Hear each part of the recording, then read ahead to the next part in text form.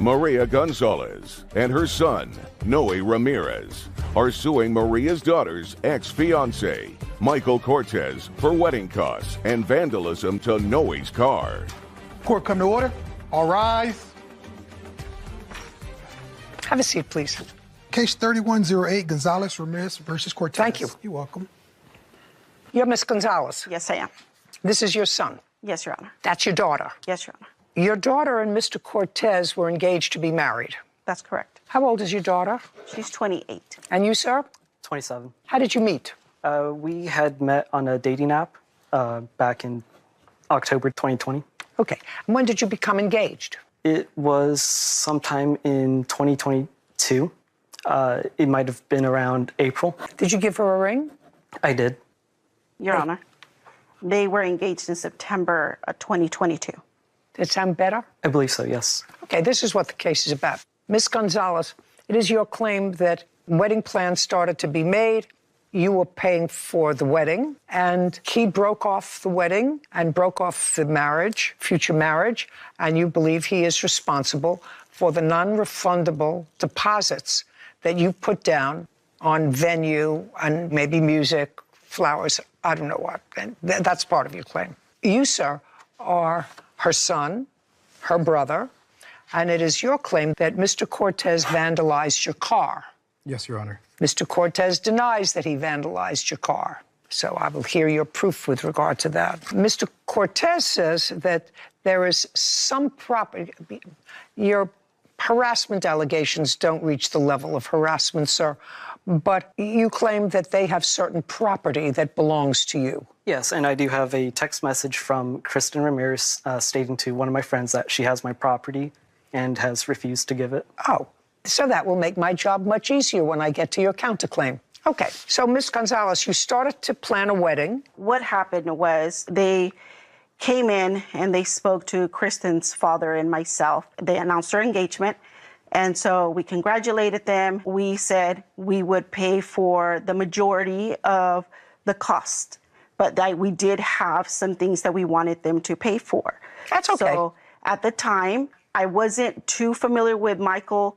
And so just as precaution, I did ask him if he would be okay if he broke off the engagement, that he would reimburse for the venue, because the venue is something that is not always reimbursed. Did you ever have that discussion with her? No. I can't tell you how many weddings that I've made, Miss Gonzalez. Children, grandchildren, made and paid for.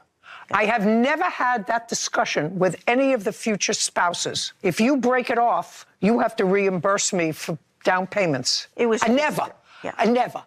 Just the way that he was acting, it made me feel like I needed that reinsurance. I don't believe you, actually, at all. Because if I, as a mother, you have two children? Yes, I do. If you have two children, if I had certain reluctance about either the character or the commitment that one of my children's future mates have, it wouldn't be about returning my money. I would sit down with my daughter and say, you know, I'm not getting a great feeling about this guy. I have a feeling he's going to slip.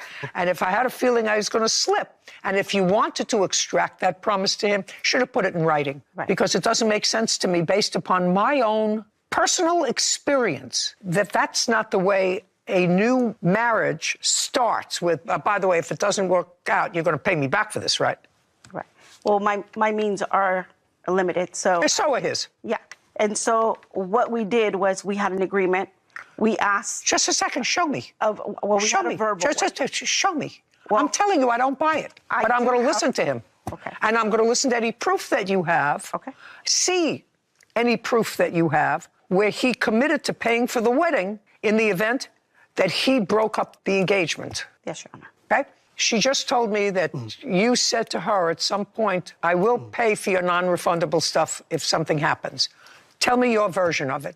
So what she said is not true. What happened was on the night of October 1st, I had gone to her house to speak with Kristen, my girlfriend at the time. I wanted to talk to her about a prenup. My witness here... Just a second. You wanted to talk to her about a prenup. Why? Earlier in the year, Kristen made demands towards me saying she wanted to buy a house, but she only had $200 in her savings account, and I had $40,000. So she was expecting me to make the down payment. And at the time, I had savings. I have 2 cars. I have a master's degree. She was kind of expecting me to provide for her. And at the time, I did not feel that was fair. You mean that you were going to use your cash to buy a house? Yes. That was going to be in both your names? Yes. And you wanted a prenup so that you would get whatever you put into the house out of it. Is that what you're telling me? Yes, because at the time, she was pretty much telling me where we had to buy the house. It had to be within a certain... Just a second.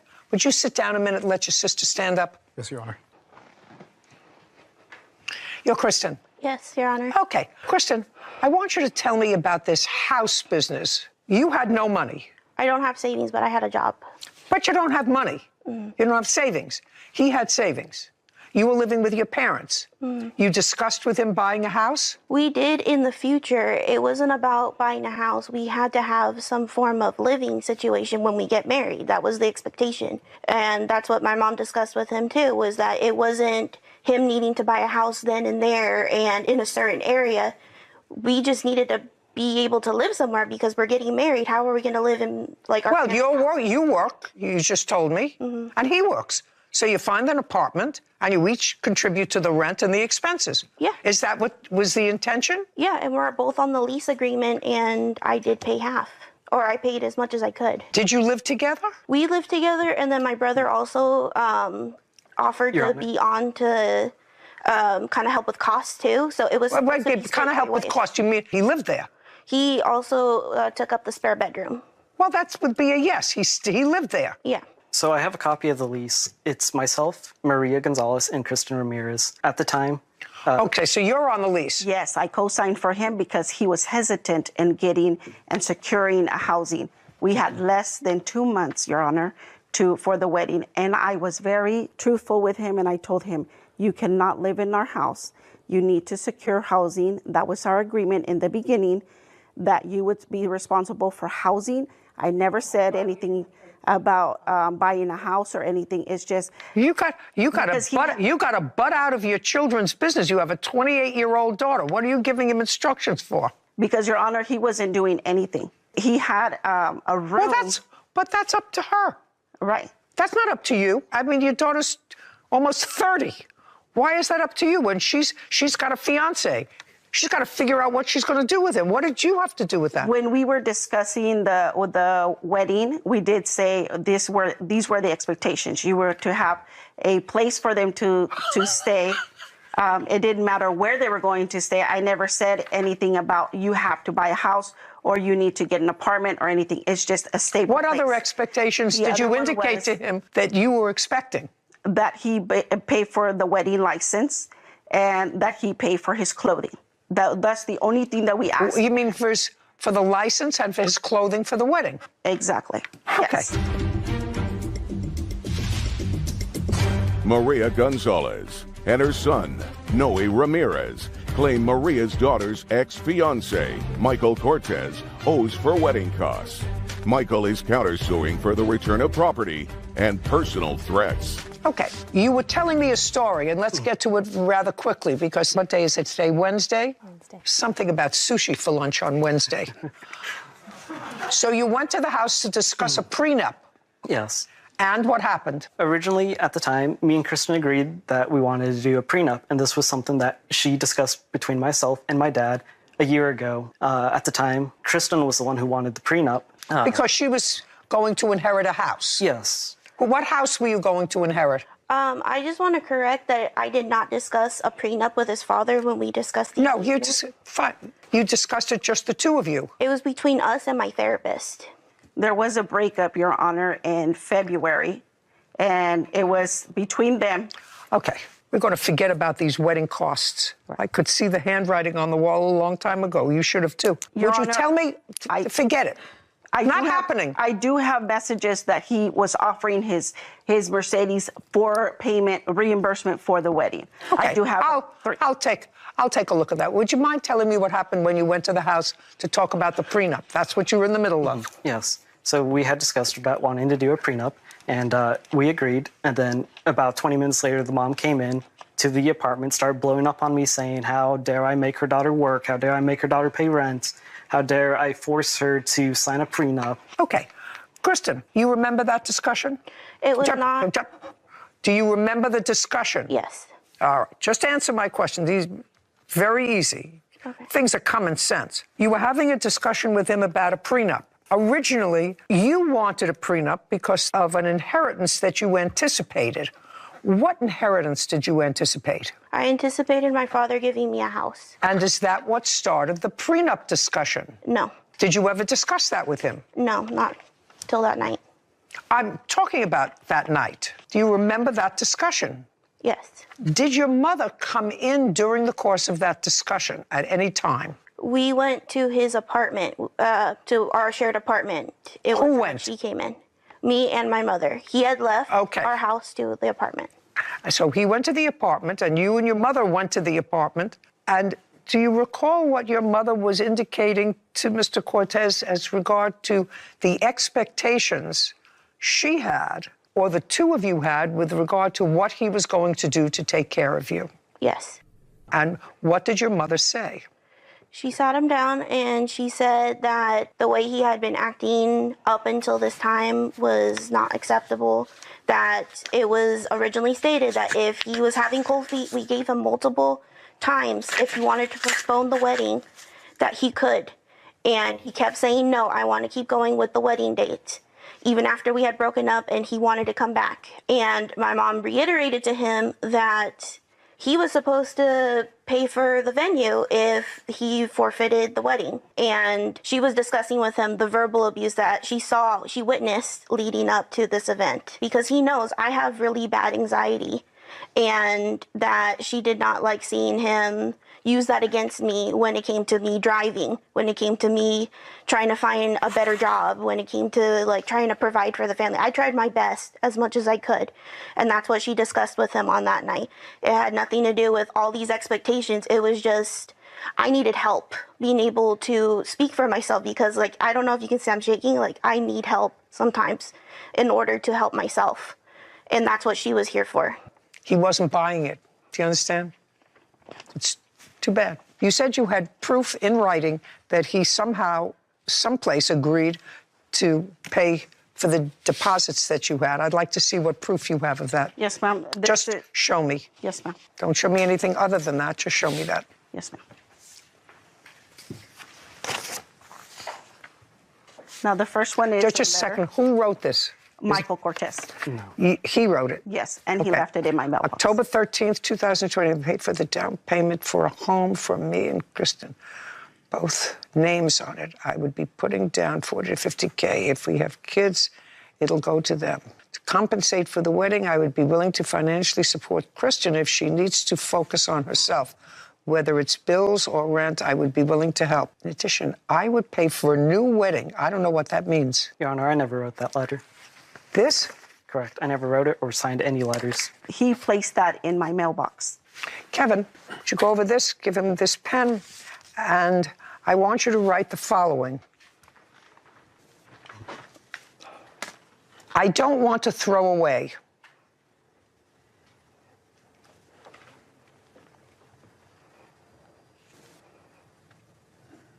Okay, that's all.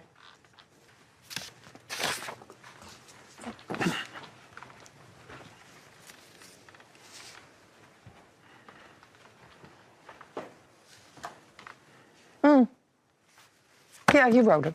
Well, this is a very nice letter. I don't know why you would deny writing this letter. This is a very nice thing. He does not say he's going to pay for a wedding. He said he would pay for another wedding. No, a new wedding. On the text messages that he sent. Just a second. Yes. Now I'm going to read the text message. This is nothing except a very nice letter from him. No, doesn't say here that he's going to pay for a wedding. He wants to make it work out. He would love that so much. I can offer my Mercedes since the front bumper is fixed and valued at $10,000. I would be willing to do couples therapy with Kristen, pay her bills, and do everything I can to make it right, only if this is what Kristen wants. I'll even sign contracts so we are all on the same page, but I understand you don't want me in her life. And if she feels the same way, I want my pictures taken down tonight. So this does not support your argument. If you're not going back to me because of the money, I can give you the Benz. It's worth $10,000. What's that about? I'm not too sure, Your Honor. Can I ask you a question, Mr. Cortez? Yes. These emails suggest to me that you were very much in love with the plaintiff's daughter. Yes. And you wanted to make it work. Yes. And how did it not work? What happened? The night of October 1st, when the mom blew up on me, she made all these threats towards me about legal action, physical harassment. And is that when the wedding was called off? Yes. He says that I threatened him. I did not threaten him. Whether you threatened him or not, you went there with your daughter. I did. And at that point, after this discussion, after these emails, which I see, because he clearly felt strongly for your daughter, that's when the wedding was called off. Yes. Well, he didn't walk away. Yes, he did. I don't think so. He left that day, that night after our discussion. He took everything out of the apartment and he left, Your Honor. Okay. He left a note that said, "I'm sorry," with his wedding ring on the pillow on the bed. Fine. I would too. Don't get involved if your daughter's getting married, and I wouldn't do it if your son's getting married either. It's none of your business. Stay out of it. Keep your nose out of it. You can sit down now. Stand up. Noe. Yes. You were living in the apartment with Mr. Cortez that your mother co-signed for when your sister was supposed to get married and blah, blah, blah, blah, blah. You went to live with him? Yes, Your Honor. And you say that something happened to your car. On what date did something happen to your car? It was the 27th of November. Of October, November. If you don't speak, that's your problem. You get too much involved in your adult children's business. Maria Gonzalez and her son, Noe Ramirez, are accusing Maria's daughter's ex-fiancé, Michael Cortez, of refusing to pay for deposits after their wedding was canceled. Michael is countersuing for the return of property and personal threats. Okay, November 27th. Yes, Your Honor. When had you seen your car prior to seeing it damaged? That morning. I have pictures right here, if you'd like to see them. I would, but first tell me what the nature of the damage was. It was you scratched into the trunk of my car, and my back right tire was slashed. And what evidence do you have that the defendant had anything to do with that? We don't make enemies. Like, we don't have enemies. He's the only person. Is what you're telling me you have no evidence to support your accusation that he keyed your car? We do not have video footage, no. I didn't ask you for video footage. I asked you for any evidence. Somebody saw it. He admitted it.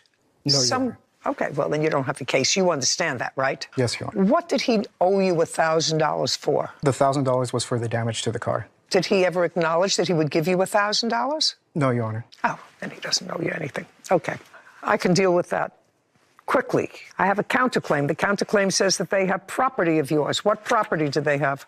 Kristen Ramirez had sent a text message to one of my friends claiming that she has my property. I don't know exactly what all she has. She's refused to talk to me. Just a second. Yes. You can sit because your case is dismissed. You actually understand that because you have no proof that he caused any damage to your car. Kristen, stand up, please. Before I take a look at the text that he has, what property, if any, do you have that belongs to him? Is not an answer. Let's go. What property do you have that belongs to him?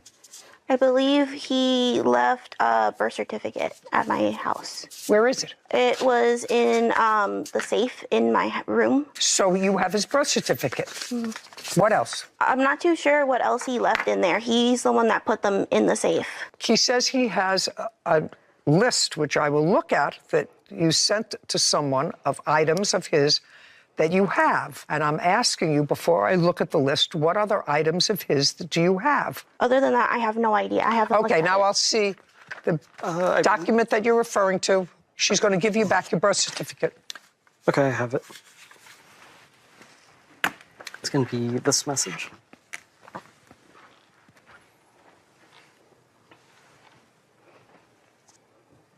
So far, I don't see what it is.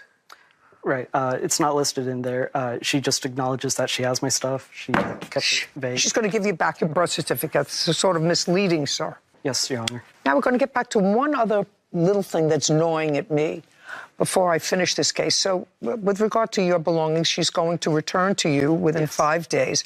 Make sure it's sent and doesn't get lost in the mail. Do you understand? Yes, Your Honor. Any paper she has that's in your safe, including your birth certificate. Do you understand? Yes. Okay, fine. Now, I just want to get to this Mercedes-Benz. What was the Mercedes-Benz that you were offering for, sir? I can turn over the Mercedes-Benz. I want you to tell me something that I can believe. Your Honor, I'm not too sure. I do have a receipt from the wedding venue that I emailed. They said that even if she were to cancel, they accommodate with rescheduling. So it's not like she's out of all her money. But she's just got to find another groom. I mean, she could always throw a birthday party. No, she can have another groom. You still haven't given me something that I believe with regard to the Mercedes-Benz. You mentioned it several times. To be honest, Your Honor, I'm not too sure. Okay.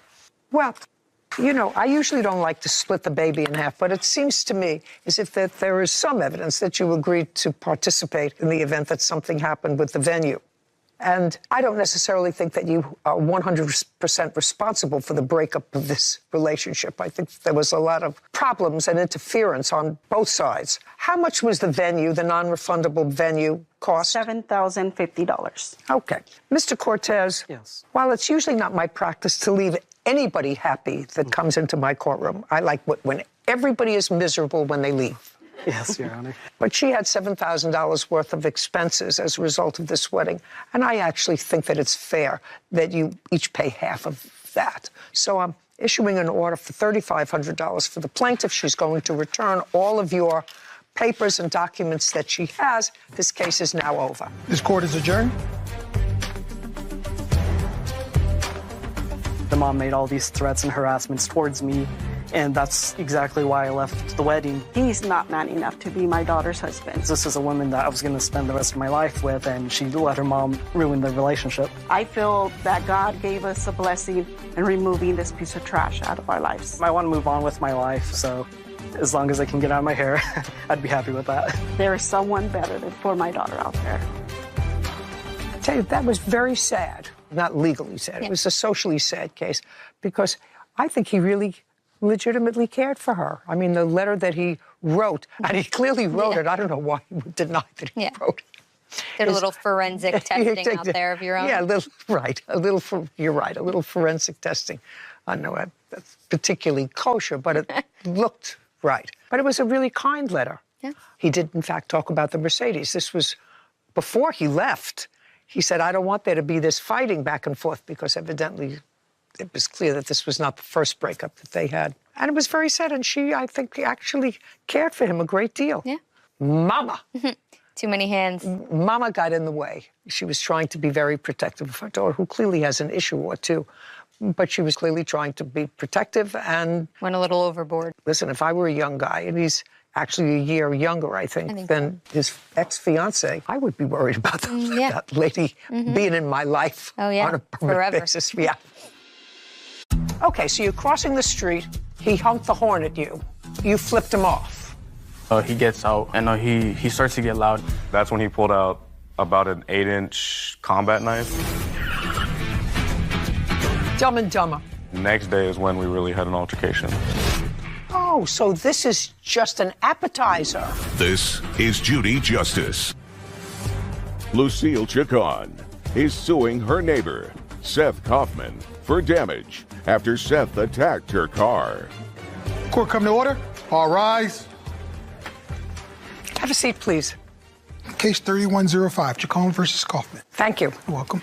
Ms. Chacon, you are here today because you believe that the defendant is responsible for damage that was done to your car. Yes. Your car that was being driven by your grandson. Yes. This is the grandson. Yes. They had some altercation, and one or both of them may have gotten a little bit injured during the course of the altercation. But what took the most of a beating was your automobile. Yes. Were you present during that incident? Not while the incident was happening, but I did come out later on. Well, I'm not interested in what happened later on, because the defendant's position is that it was your grandson that precipitated this whole problem, and he was merely reacting to what your grandson had done. So since you were not a witness to any of this, I'm going to have you change places with your grandson. Okay. Go like this. I'm sorry. Tell me your name. My name is James Abeda. James. Yes. How old are you, James? I'm 19 years old. What do you do? I'm a plumber. Your first name? Seth. How old are you? I'm 22 years old. What do you do? I'm a cook. Where? At a senior living in Oceanside. Both working. Hallelujah moment. A 19 and a 22-year-old who are actually employed. Congratulations. Thank you. How do you know him? I didn't know him until this altercation happened, and I found out he was my neighbor. Okay. This incident happened on... I think it was September 15th. So you live next door to each other? I believe he lives in the apartment next to mine, yes. How long have you lived in your apartment? About 6 years, but I haven't always stayed with my grandmother, and that's where she stays, and I stay with her currently. Could you speak a little slower and try to keep the hair out of your eyes when you're talking to me? Yes. Thank you. On September 15th, where were you living? With my grandmother in Torrance. And is that where you live as well? Yes, it is. Prior to September 15th, you didn't know each other? I didn't. Not at all. Okay. So why don't you start out by telling me what happened on September 15th, starting out with the time? My first time interacting with him, I was crossing the street to go to work with channel locks, boots, and other... With what? With like channel locks, pliers for work. I had those in my hand, along with boots and other things that I needed. And as I was almost gonna finish crossing the street, he started to honk, and I flipped him off because... Okay, so he was driving? Yes. So you were crossing the street? Yes. He was driving. Were you walking slowly? Just a second, Seth. So he was walking slowly? Very, very slowly. How very, very Like slowly? Just listen to me. Listen, what I want you to do is, who is this? Oh, that's my girlfriend. This is your girlfriend. I want you to stand between your girlfriend and the desk. Right here. Right there. Now I want you to walk in front of your bench and show me how fast he was walking. Probably about this, like... No, that's like not true. snail's pace. Yeah, that's not true. Now go back, and I want you to rethink this again, Seth. I want you to rethink it. Do you understand? Yes. You know how old I am? Nobody crosses the street like that, sir, unless they're looking to irritate you. And you hadn't even had any contact with him before that, so he wasn't walking backwards. Now show me how he was walking. Probably about... But that's okay. That's better. Now go back. Okay. Did he have the right of way? Is not an answer. He did not. All pedestrians have the right of way, sir. It wasn't on a crossing guard. So he was crossing in the middle of the street? Yes, between the median. Explain that to me. There's a median between the street on Artesia, and it was like walking off of there. No like crosswalk or anything. What time was this? It was in the morning, I think about 10 a.m. Okay, so you're crossing the street. Wasn't fast enough for him. He honked the horn at you. You flipped him off. Yes. Okay, let's go from there. And then when I flipped him off, he got very mad, and he... Just tell me what he did. Don't tell me he got mad. Mad is his state of mind. Just tell me what he did. Okay. You flipped him off. Did you say anything? No, I didn't at that point. He was in his car with the windows up. Okay, was he alone? He was with his girlfriend at the time. That would be you. Yes. Do me a favor, please. Kevin, Yes. take her outside. This way.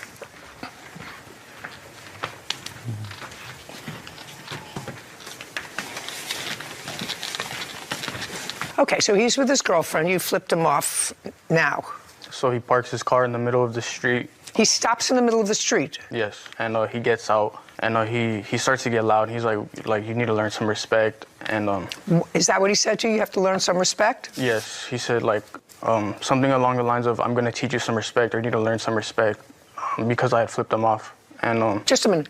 So far, Seth, listen to me. You're driving your car with your girlfriend. He's walking very slowly. You honk your horn at him.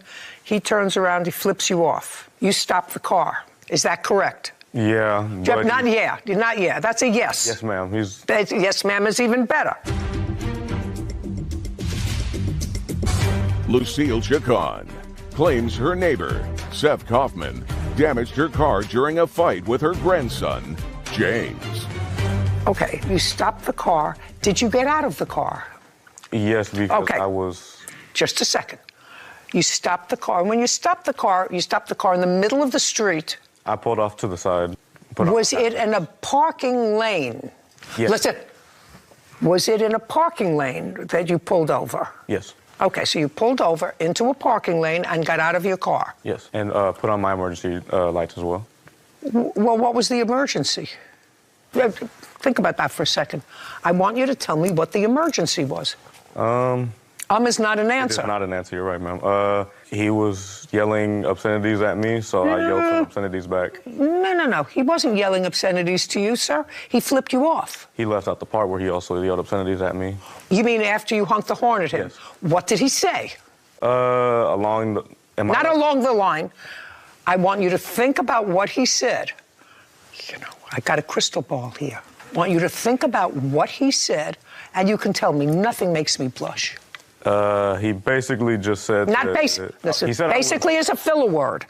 What did he say? Am I allowed to cuss, ma'am, here? Because it was curse words. Are you allowed to say it? I said to you, I've heard everything. He basically said I was a... Sorry, basically, ma'am. Not basically. What did he say? He said I was a... He said I was a bitch. He said I was a lot of things. Now, just a second. Now, he said all these things to you while he was crossing the street and flipping you off. Yes. No, I'm not sure I buy that. My friend Seth, I think they may have said those things to you after you stopped and you started to argue with him. But all that didn't happen. You're driving in the driving lane. You honk your horn because you're a little impatient, which is sort of stupid, but you're only 22. And he flips you off. You pull off to the side. This all happened very fast. Yeah. Do you understand? Yes. Common sense. That's what the world is all about. You pull off and then you get out, and then you start back and forth with him. No, Judge. Because he actually did start yelling obscenities when I had my windows down. He mentioned the fact that my windows were up. They were not. They were down because it was a hot day. So I could hear him yelling the obscenities because it was when he started flipping me off. It was... Yeah, so why don't you just keep going? What difference does it make to you? If he calls you a couple of names, you're in the car with your girlfriend, what difference does it make? You keep moving. Ego, I guess, ma'am. Well, you can call it ego, you can call it the stupid gene, you can call it whatever you want, but you don't pull over in your car because somebody calls you a name after you act like a jerk and honk your horn at them as they're crossing the street and get out of your car. Okay, so now you're an idiot. Now let's move forward. So now you're yelling at each other. Next. After that, he said we could fight. No, look here. Sorry, he said we could fight, so... He said to you, you could fight? Yeah, we both... No, not we both. I want to know what he said to you. He's crossing the street. He's got things in his hands. According to you, he says to you, do you want to fight? Yes. And? And I agreed. And you said, sure, I want to fight. Yeah. It's mutual combat. Dumb and dumber. Go ahead. So he said, do you want to fight? You said, sure. This is all because you honked your horn because somebody wasn't walking fast enough in front of your car. You know how stupid that sounds? Pretty stupid. Yeah. I'm aware it sounds stupid now coming out of my mouth. Yeah. Again, yeah. Yeah. You know, what you got to say is, I'm a work in progress. Yeah, I am. Okay, keep going. After he agreed to that... He agreed to fight with you? Yeah, he agreed. After that, when it was just me and him, my girlfriend was trying to tell me, like, just stop. We can both, like, just leave, which I should have listened to her. I understand that. Yes.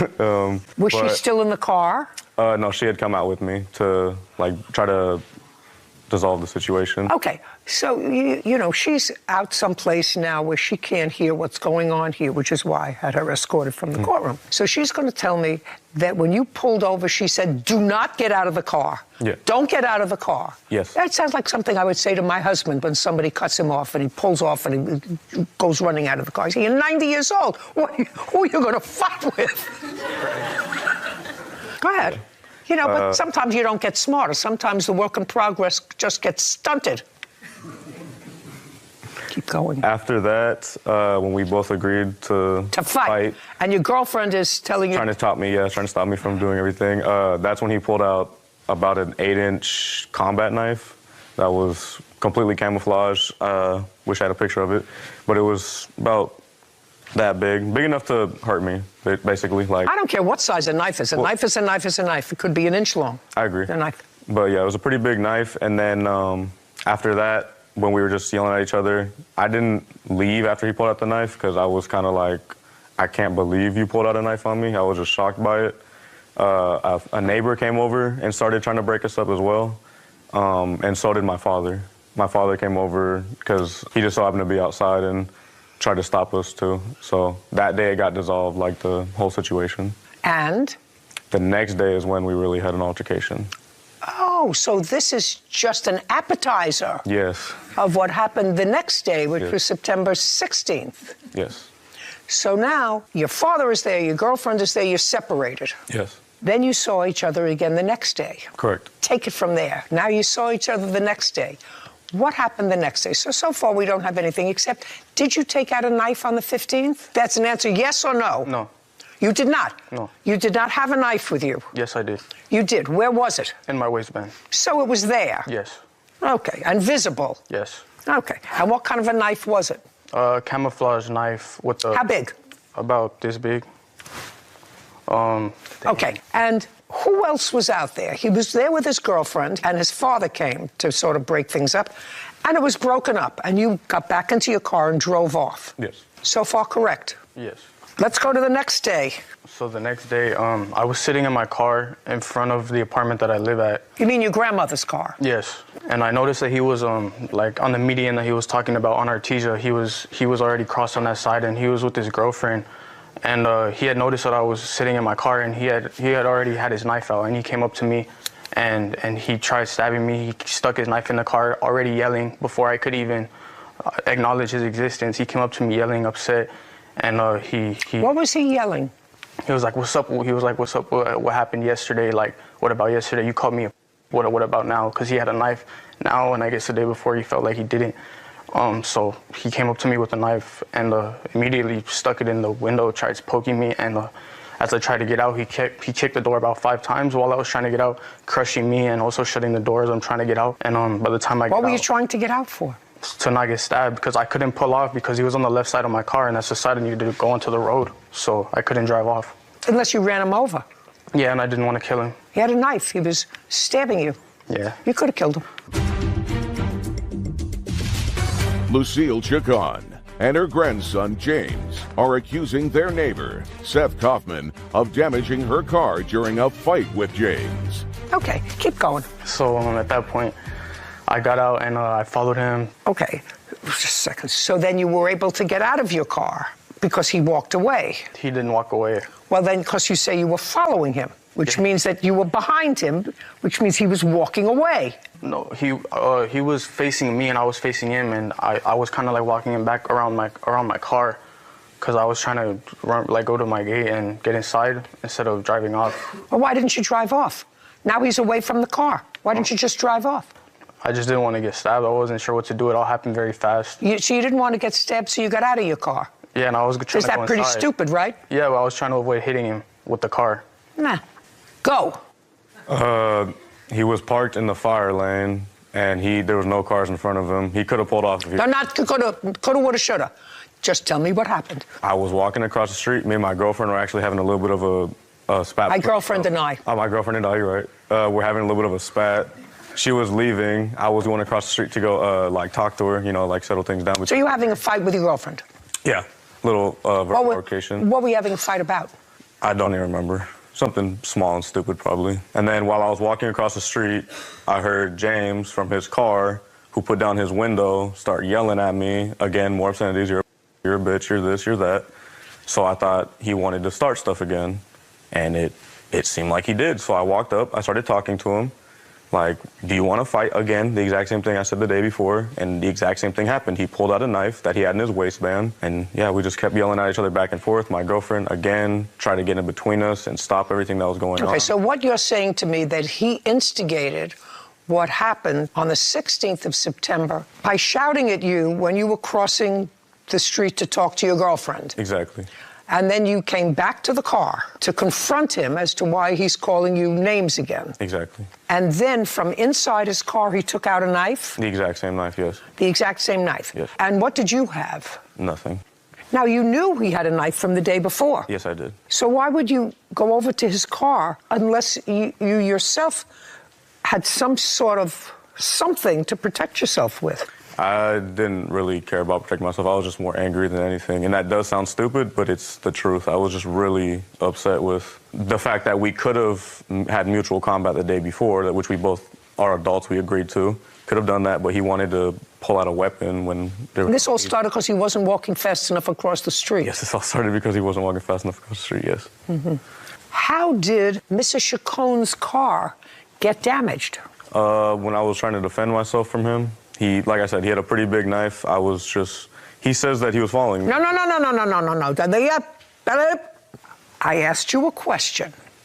He did not damage his own car. He did not. You damaged his car. How did you damage his car, and with what? What? I guess my body when I was trying to defend myself. Well, I didn't even realize it happened until it happened. Yeah, but I'm going to see pictures of it, I assume. Do you have photographs? I assume I'm going to see pictures of the damage to the car. I do not have photos of the car. No, they do. Oh, yeah. So as far as you're concerned, you don't know exactly how their car got damaged? No, not exactly. Did you break a window? That's what they told me I did. No. You were there. I was there. I don't remember doing that, though. I don't. Did you break a windshield?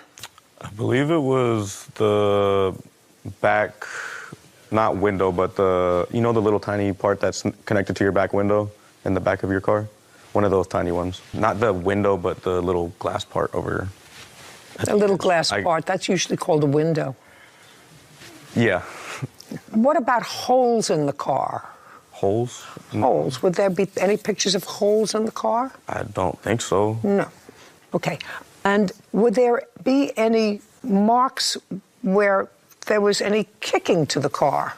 There shouldn't have been. No, ma'am. You don't remember kicking the car? No, I don't. Do you remember what kind of car it was? BMW.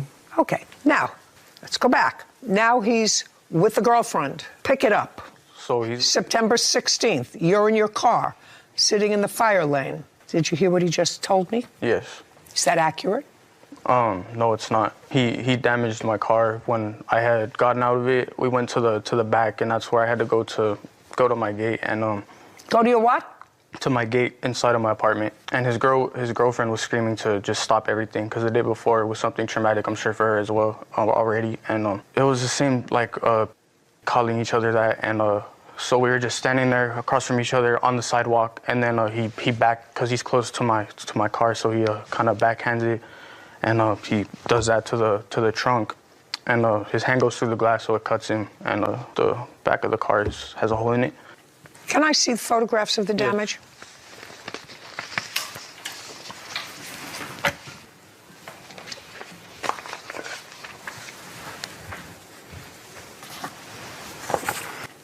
Oh, well, that would be what we call like a 2-year-old. That would be called a window.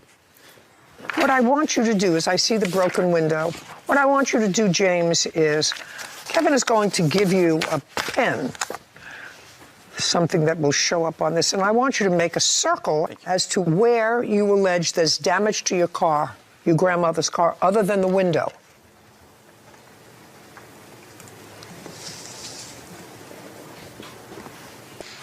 I believe there was one more picture in the stack that showed the door that he kicked. Well, I'd like to see it.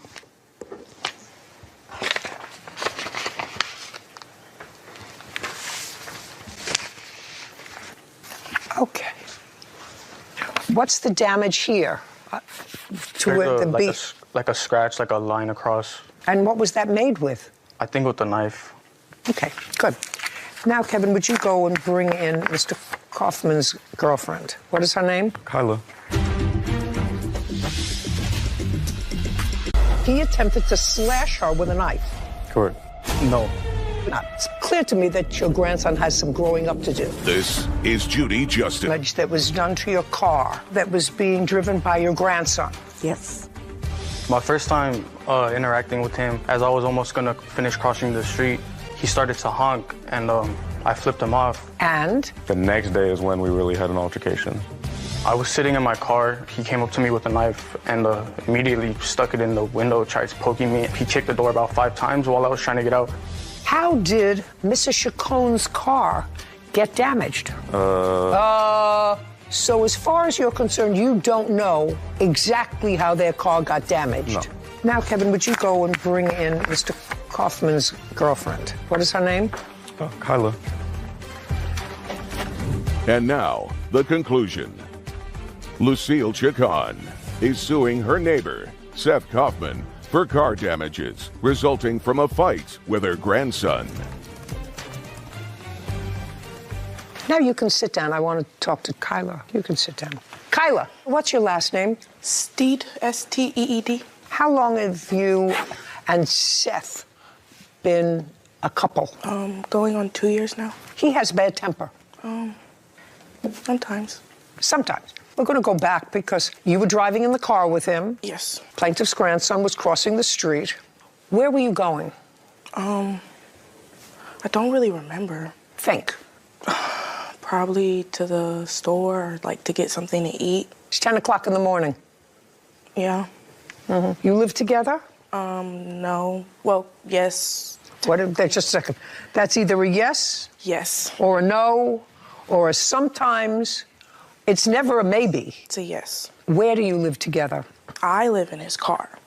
You live in his car? Yes. And where does he live? He lives with his mom. How long have you been living in his car?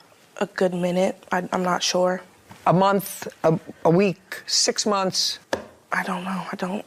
Can't think of the time. Do you ever go to his mom's house? Sometimes. You ever stay over at his mom's house? Sometimes. Okay. So I want you to tell me what happened on September 15th when the plaintiff crossed the street. I don't really remember. Yeah, I can't really remember. Where do you come from? Where do you live now? In what county, city? Oceanside. California? Yes. How old are you? 22. So I'm going to try to refresh your recollection so that we can start. Okay. Because not remembering doesn't work for me. Okay. This young man was crossing the street. You're driving with your boyfriend in his car where you sometimes live. You're a passenger, he's a driver. Okay. He's crossing the street. Your boyfriend honks the horn. He flips him off. Okay.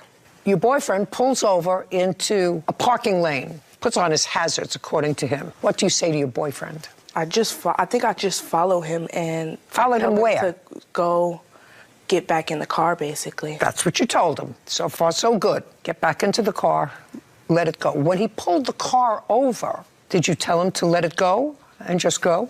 I think so. Think. I just remember... I don't remember.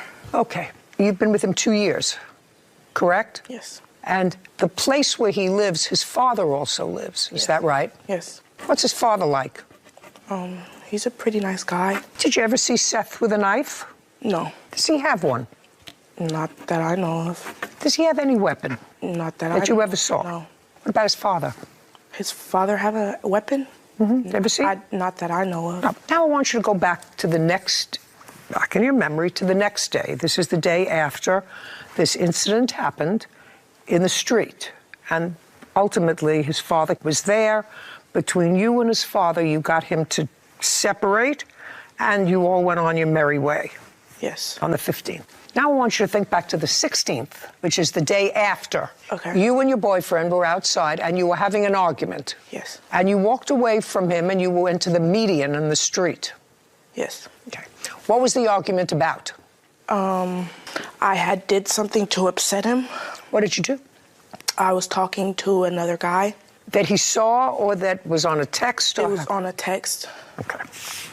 And so he was upset? Yes. Where had you been right before you got outside? If I'm not mistaken, I think that's when we were at his dad's house, inside his dad's house. So you were at Dad's house? And if not, it was either in his dad's house or outside in the car. Okay. Was he yelling at you?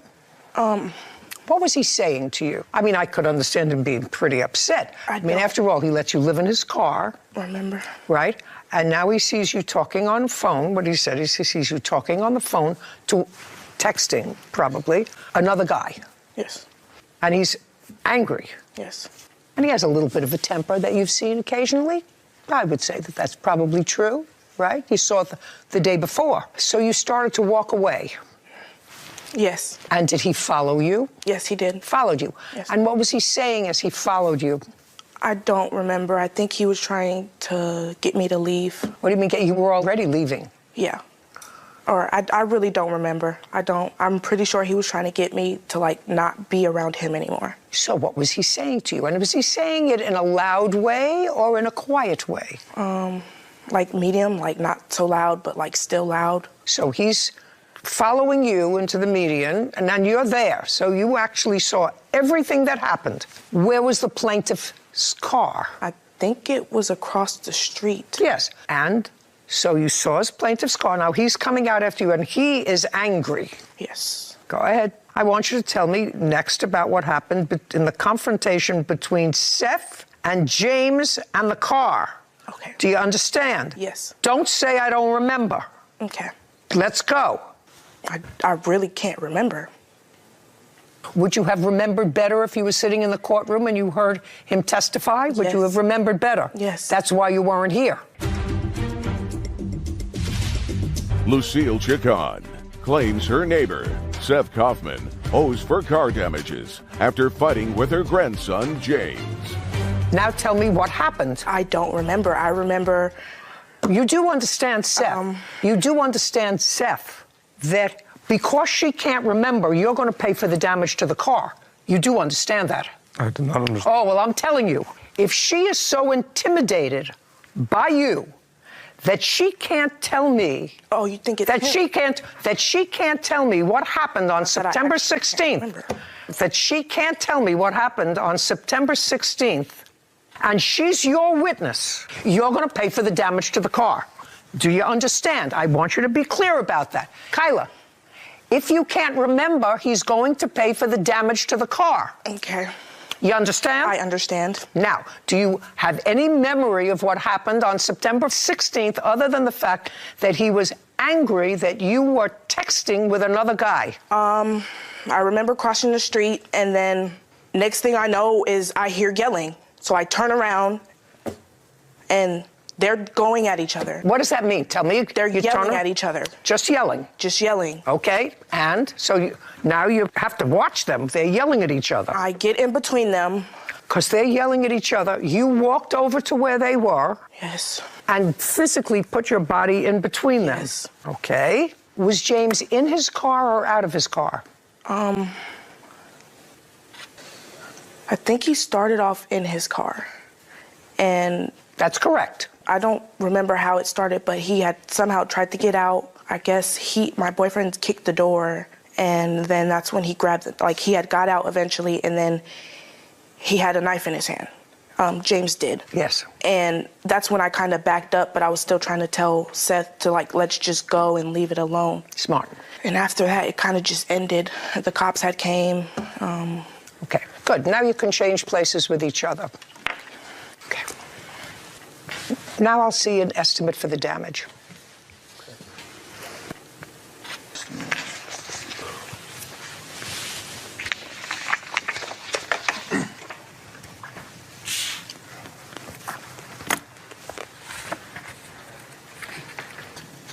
Now they have to put a window in the car and take out a dent. What happened when the police came, James? When the police showed up, they arrested both of us and separated us almost immediately. And I'm not sure where they put him, but they put me in the back of a cop car. And then what happened? And then I was taken to jail. And they tried to charge me with assault with a deadly weapon, but they realized soon that I was a victim, and they dropped all charges. Don't tell me what they realized. You were arrested, and at the time of your arrest, you had the knife with you. It was in the grass somewhere. You had thrown it in the grass? Yes. Okay. So at the time... I love this job. So at the time of your arrest, despite the fact that he told them that you had a knife, you disposed of the knife. So at the time that the police came, you had no knife. Yes. Great. Love this. Okay. Did you have the window? Now you can sit down. Well, just don't sit down. You can stand next to your grandmother. He did not cause $4,000 of damage to your car, madam. You had to have the dent taken out, maybe two, and you had to replace a window, which was a big deal. Do you know how much that was? I haven't replaced it. I can't afford it. The window's still broken. The dents are still in the car. And there's also a scratch right around the car. And I don't know how that happened. There's more than 2 dents. There's about 4 or 5 dents in the door. Yeah, I wouldn't let him drive the car anymore. Do you let him drive the car anymore? He has to get to work, and I can't always take him. So the answer is you still let him drive the car? Yes. So you drive the car and you leave it outside with a broken window? Well, we have the window covered so With that what? the rain doesn't get in there. And we're using my car right now. We very seldom use the BMW now. It's parked in the back. Sarah, could you please find there the cost of fixing the window, if you can? Sure. So you disposed of the weapon before you were taken into police custody. Were you ultimately let go? Yes, after 3 days. So you spent 3 days in jail? Yeah. Did you see a lawyer? I don't believe I did. You had to have been arraigned. It was a public defender. Well, that's a lawyer. I wasn't quite sure. That the person was a lawyer? Or a public defender. I don't know the difference, to be honest. Public defender is a lawyer. Who does it cheaper. But I want a lawyer. I don't have a lawyer. I have a legal aid. I see for a tint glass, but it doesn't break out besides taxable parts and labor, but it doesn't break out for... See if you can look up replacing a BMW small window, Sarah. Okay. See if you can find that, because that's what he's going to do. Actually, I think there's a line item here, rear door stationary vent glass, remove, replace, $133 at the very bottom, the last line item, if you want to just take a look. And then there is an additional tint glass. Here, I'll just circle it. I circled it for an additional $75. Your Honor, may I speak? Mm-hmm. He also put a dent in the back of in the trunk with his knife. He didn't have a knife. He did have a knife. Maybe. Maybe. But so far I have no proof that he had a knife. I know he had a knife. Okay. I know he had a knife that he was smart enough to dispose of before he was arrested. Do you understand? I understand. Very that. good. Lucille Chacon claims the defendant, Seth Kaufman, refuses to pay for car damages after starting a fight with her grandson, James. What I'm telling you is he was smart enough to dispose of his knife before he was arrested. Do you understand? If the police had found the knife on him, probably would have been a whole different story. Was this the first time you ever spent time in jail? No. Of course not. Immediately prior to this incident, when had you been in jail before? About a week. For what? Domestic violence. Against whom? My ex-girlfriend. Great. What happened with that case? She attacked me, so I smacked her once, and then some neighbors saw and called the cops. Mm-hmm. Now, that was about a week before. Immediately prior to that? That was it, the domestic violence and then assault with a deadly weapon. 2 things? Yes. The only time that you've been arrested? Yes. Really? What about you? Well, I didn't get arrested that day. No. Prior to September 16th, when had you been arrested immediately before? Never. Never? I had been detained before. But You've been what? Detained, where they'd sit you on the curb and stuff, but never arrested. Me and my girlfriend were having a spat outside. We got detained because the neighbor said we were too loud, but we weren't arrested. We were just talked to, told to quiet down, and then we all went on our way. Okay, so I'm going to tell you this, Ms. Chacon. You got to stop thinking that he's an innocent victim. Do you understand? Yes. He's 19 years old, right? Yes. How old are you? 74. Ever been arrested? No. I'm 81. Never been arrested. 26. Never been arrested. I don't even have to go on this side. You got the gist of what I'm saying to you. He's 19. He was arrested twice within 1 week. Doesn't that tell you something? We've talked about it several times, yes. We talked about what? About him staying out of trouble and just concentrating on working, which is what he's doing now. Okay. And he did have the money to buy that car. He had worked a whole year putting money away for the down payment on the BMW. And? So he's very responsible. And also on the police report, it was mentioned that they believe he hit the window with the back of the knife, and that's how he cut his hand. Oh, I'd like to see the police report, please, before I make a decision about how much your grandson is going to contribute to fixing the car.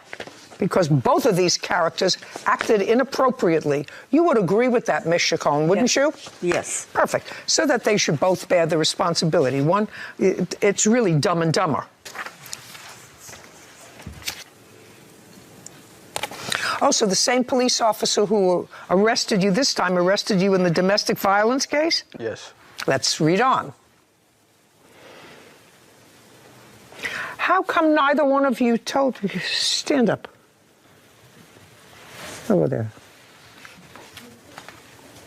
Did you tell the police that he tried to stab her with a knife? Yes, I did. How come in all this conversation that we had today so far, we've been at this for 40 minutes, I never heard from you that he tried to slash her with a knife? I didn't want to talk out of turn. I was waiting for my turn to talk. You idiot. There was a few things You're idiot. left out. So far, I have to tell you what you've told me about yourself, that you got out of your car because someone disrespected you, right? That you went over to him because you had a big fight with your girlfriend about something else. That you told me. The most important thing that's in this police report is your claim that everybody else denies, that he attempted to slash her with a knife. Correct. That you forgot to tell me. Yes. Okay.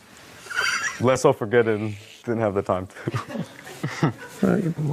Okay, I'm finished with this case. I don't have to read it anymore. It's clear to me that cross your hands. Sorry. It's clear to me that your grandson has some growing up to do. First, you should get him take the hair out of his eyes. He'd be more successful. He could see where he's going. Second thing is, he's going to pay for half the damage to your car. And at most, the damage to your car is $1,000. So he's going to pay $500 because all I'm charging them is $500. Do you understand? Yes. We're done. Thank you very much. Judgment for the plaintiff in the amount of $500. This court is adjourned. Goodbye.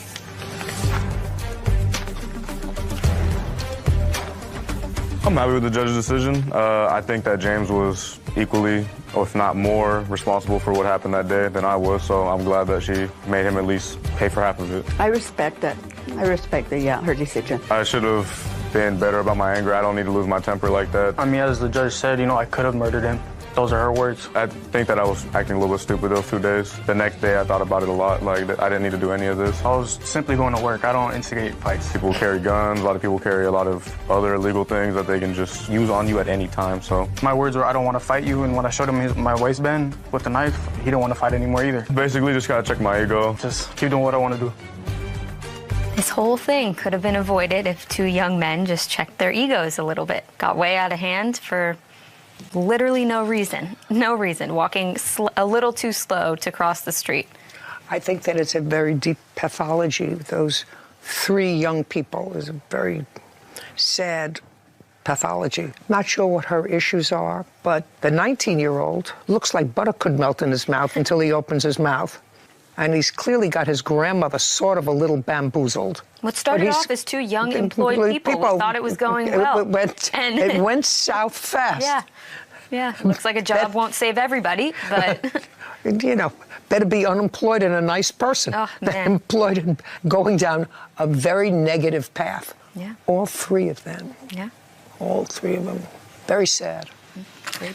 He started sending me pictures of himself, asking me to send pictures of myself to him. And what did you say? I didn't say anything. Your response to him is, laugh out loud, I'm in bed.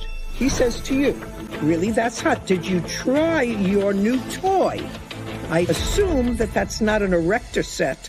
This is Judy Justice. Diane Harris is suing her ex-boyfriend, Scott Corey, for breach of contract and harassment. All rise.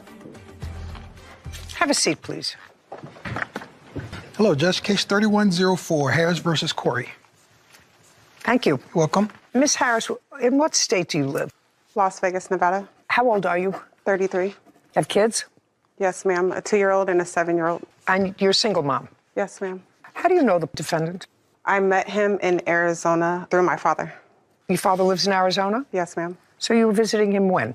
When you first met the defendant? When I first met him in June of 2023, sorry. You met him at your father's house? I want you to tell me how you met. I did. I met him at my father's house. The first conversation that we had... Just a second. How do you know her father? Her father was my neighbor, and that's how I met him, and we became friends really quickly. He was a nice gentleman. Are you still neighbors? No, I've moved since. Where did you move to? Back to my home state, Minnesota. When did you move to Minnesota? That would have been the end of October of 2023. Okay, so you met him through your father in June of 2023. Yes. And according to what I read, you became friends. Yes. That fair? No, that is not true. Okay. You tell me what happened when you met at her father's house. We met in August of 2023, the beginning, and we kind of fell in love. That sound right? No. August? No, it doesn't sound right. Okay. It was a month or two before that. Well, tell me about it. You meant a month or two before that at your father's house. You were visiting your father. Yes, in June. What do you do in Las Vegas? I'm an armed security guard. And you live alone with your 2 kids? Yes, ma'am. Okay. How did you get to Arizona? I drove. Whose car? At the time, it was a rental car, so I drive through Lyft, and they have an app where you can actually get a rental car through their services. So that was the vehicle I was using. So you didn't have a car of your own? No. So you met him in June. And what happened? We became friends. I started taking trips out to Arizona to see him. Okay, so that became more than just friends. You don't travel with 2 little children. Well, to visit somebody who was just your friend. So, just a sec. Okay, sorry. It was just your friend. Yes. Okay. Where did you stay when you went to Arizona to visit him? My father's or hotel. Never stayed with him? No. Well, correction, I did one time. In what month did you stay with him? October. I'm asking you. September or October, the beginning and the ending of September and October. For how long? Just for one night. What you're suing Mr. Corey for is for $10,000 for breaching a contract to purchase a car for you and damages for you having to use other means of transportation. Now, that's what the case is all about. Because at some point, he went with you to a car dealership in what month? September of 2023. Beginning, middle, or end? Beginning. September 6th, to be exact. Now, it was also the month of September when you stayed over at his house. Yes. And when you went to the dealership on September 5th, you did, in fact, go with him. Yes. For what purpose? To get me a vehicle. Now, were you going to buy a vehicle? Did you have money to buy a vehicle on your own? I did. I had a down payment for a vehicle. The whole purpose of him trying to help me is so that I could try to get something lower in a down payment or lower in cost for a vehicle. So he decided to help me on that. Up until September 5th, had you ever been intimate with the defendant? No, ma'am. What about after you spent the night at his house? No. No? No, ma'am. Where did you sleep? On the couch. And he? Slept on his bed. Prior to September, had he made any romantic overtures to you? Yes, ma'am, a few times. Okay. Tell me what they were. Text messages, videos of sexual gestures of himself. No. Prior to September? Yes. So you knew he had more than just a friendly interest in you? Not quite. Well, that's ridiculous. You have 2 children. You know when a man is sending you suggestive text messages and sexual videos that he's more interested in you other than as the daughter of his neighbor. True. Okay, you're a smart cookie. You don't have to be a genius to figure that out. So you know he had a romantic interest in you. Yes. Did you and the defendant ever discuss you relocating from Las Vegas to Arizona? No, ma'am. Okay. No. Mr. Corey, you indicate that that is the case, that the plaintiff and you had discussed her relocating to be with you in Arizona. That is correct, yes. Do you have any text messages or other messages that would reflect that? No, I do not. I had changed. Don't tell me you changed your phone. Everybody comes here, changes the phone. They lost their phone. The dog ate their phone. The kids flushed the phone. Whatever it is. The answer is you don't have it. Correct. All right. Diane Harris claims her ex-boyfriend, Scott Corey, broke their car agreement and harassed her. Mr. Corey, you indicate that the plaintiff and you had discussed her relocating to be with you in Arizona. Excuse me, Your Honor. We did have a conversation about me actually joining the corrections for the state of Arizona, So that was a conversation we had, but we never had a conversation stating that I was going to just pick up and move from Las Vegas to Arizona. But you did discuss with him the fact that you were thinking about applying for a job in Arizona. Yes, ma'am. In security. Yes, ma'am. When was that conversation? What month? That was in September. Before the car was purchased? Yes. Then you go to the dealership, and it seems his credit is better than yours, you know, the usual whole story. He ends up purchasing the car in his name, and he is on the loan that you took out for the car, and you put down the down payment. Yes. Okay, how much of a down payment did you put down? $1,000. And how much was the car? A little over $28,000. Okay, so far your investment in the car is $1,000. Plus one payment, one car payment also that I have paid on the vehicle. Okay, and when was that one car payment? That was in November. And how much was that car payment? $400. It was just $400 flat for me. Yeah. You got the car September 5th or 6th? Yes, ma'am. Did you drive the car the whole month of September? Yes. What about the month of October? Did you drive the car? Yes. Did you drive the car in November? Yes. Did you drive the car in December? Yes. Until when in December? Up until a week ago, ma'am. So you had the car up until a week ago? Yeah. So you had the car September, October, November, and December, and part of January. And your total investment was $1,400. Is that correct? Yes, ma'am. Well, that's what I'm asking you. So let's do the math. Ma'am, there is a reason, if I can just say, there's a reason why that's all I put down. Since the loan is in his name, he had to actually add me to the account for me to make these payments. I didn't trust sending him the cash, so I had him add me on the account so that I can make payments from my bank account. Mm-hmm. He ended up taking me off of the account to where I couldn't make any payments on the vehicle. So that's why. Okay. If I believed your whole story, that you were just friends and that there was no intimacy between you, if I believe that, which I could believe, but there's no question in my mind that you knew that his interest in you was more than just friendly. Now you have a $30,000 car, which he's stuck with. You've told him that, well, I'm thinking about coming to Arizona, applying for a job there. He is clearly thinking more that this friendship is going to proceed more, and you are letting him go through the process of thinking that. There's no question in my mind about that. There's no question in my mind about that. Listen, he says that the relationship was more than you are expressing to me. Would that be a fair statement, sir? Yes, ma'am. It was never more, but okay. Okay, well, that's what he's saying. Whether it was or whether it wasn't, it's clearly something that he wanted and that you knew that he wanted, and he had a $30,000 obligation. You ended up not moving to Arizona, and after you got the car in September. You stayed with him one night at his house, one night in September. What happened in October? I haven't seen him since. That was the last time that I saw him. Why? The arguments that we've been getting into? No. What arguments? So in September, you get the car. So there were no arguments. When did you start to have arguments? Like right after. Even a little bit before. We had arguments before. He has a drinking problem. So we would get in random arguments, random fights and stuff like that. He's got a drinking problem and he got into arguments before. You still let him buy a car. I didn't know it was that bad. Why did you stop after you got the car communicating with him? Because he wanted more from me. He was asking more of me and wanting me to do things that I wasn't comfortable doing. Like what?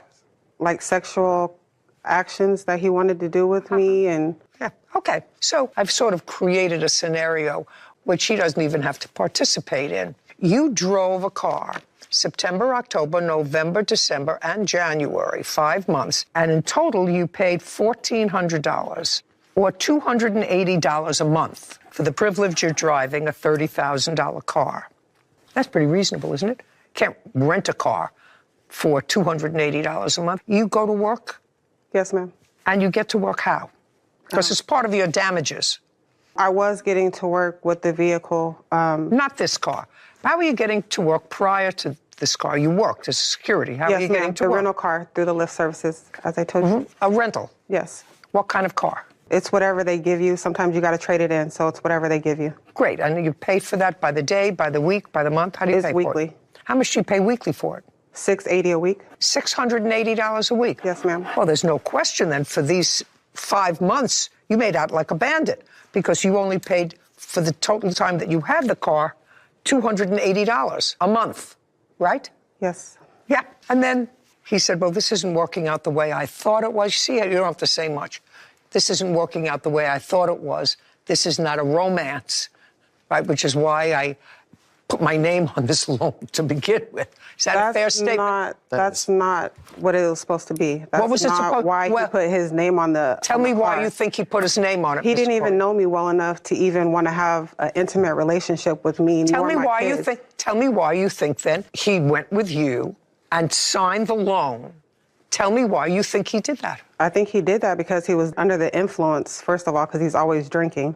If that's true, if you think that he was under the influence of alcohol and therefore was not in a position to make a decision, that's easy for me. Then your case is dismissed for that reason, because he couldn't make a contract with you to buy you a car if he didn't have the mental capacity to do that. You want to come up with a different reason? It's just something that he always done. You have no case, Miss Harris. You drove a car. You drove a car. What about the harassment and all that stuff? You have no case with regard to the car. You have no case with regard to the car. That's it. You paid $1,400. He's not obligated to buy you a car.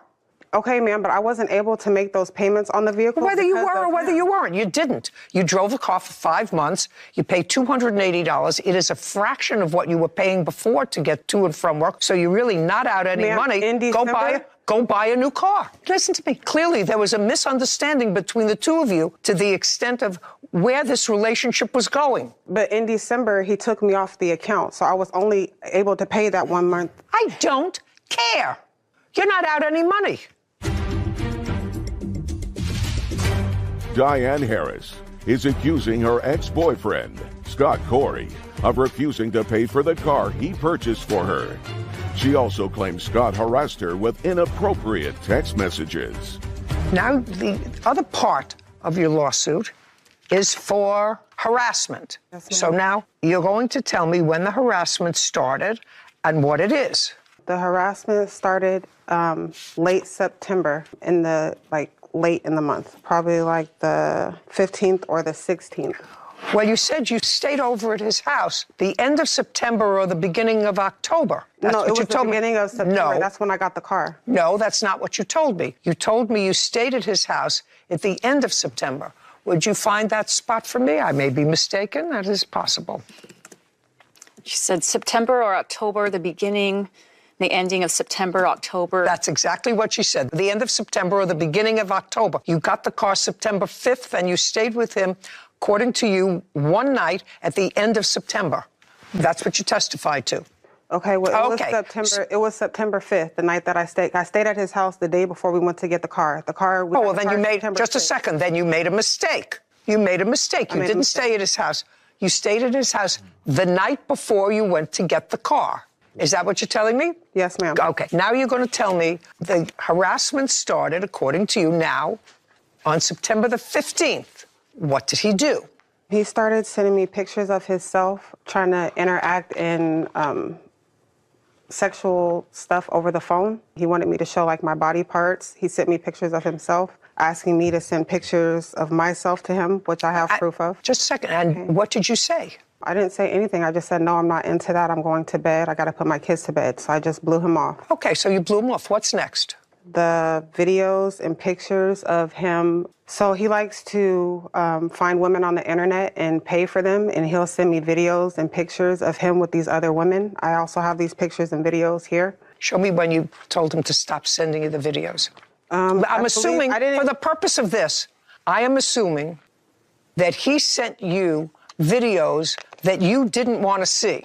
I'm assuming, for the purpose of this question, that from September 15th, he started to send you more sexually explicit things. So now I want you to show me what date you told him to stop. So it was ongoing from September 15th, but he would send you these things.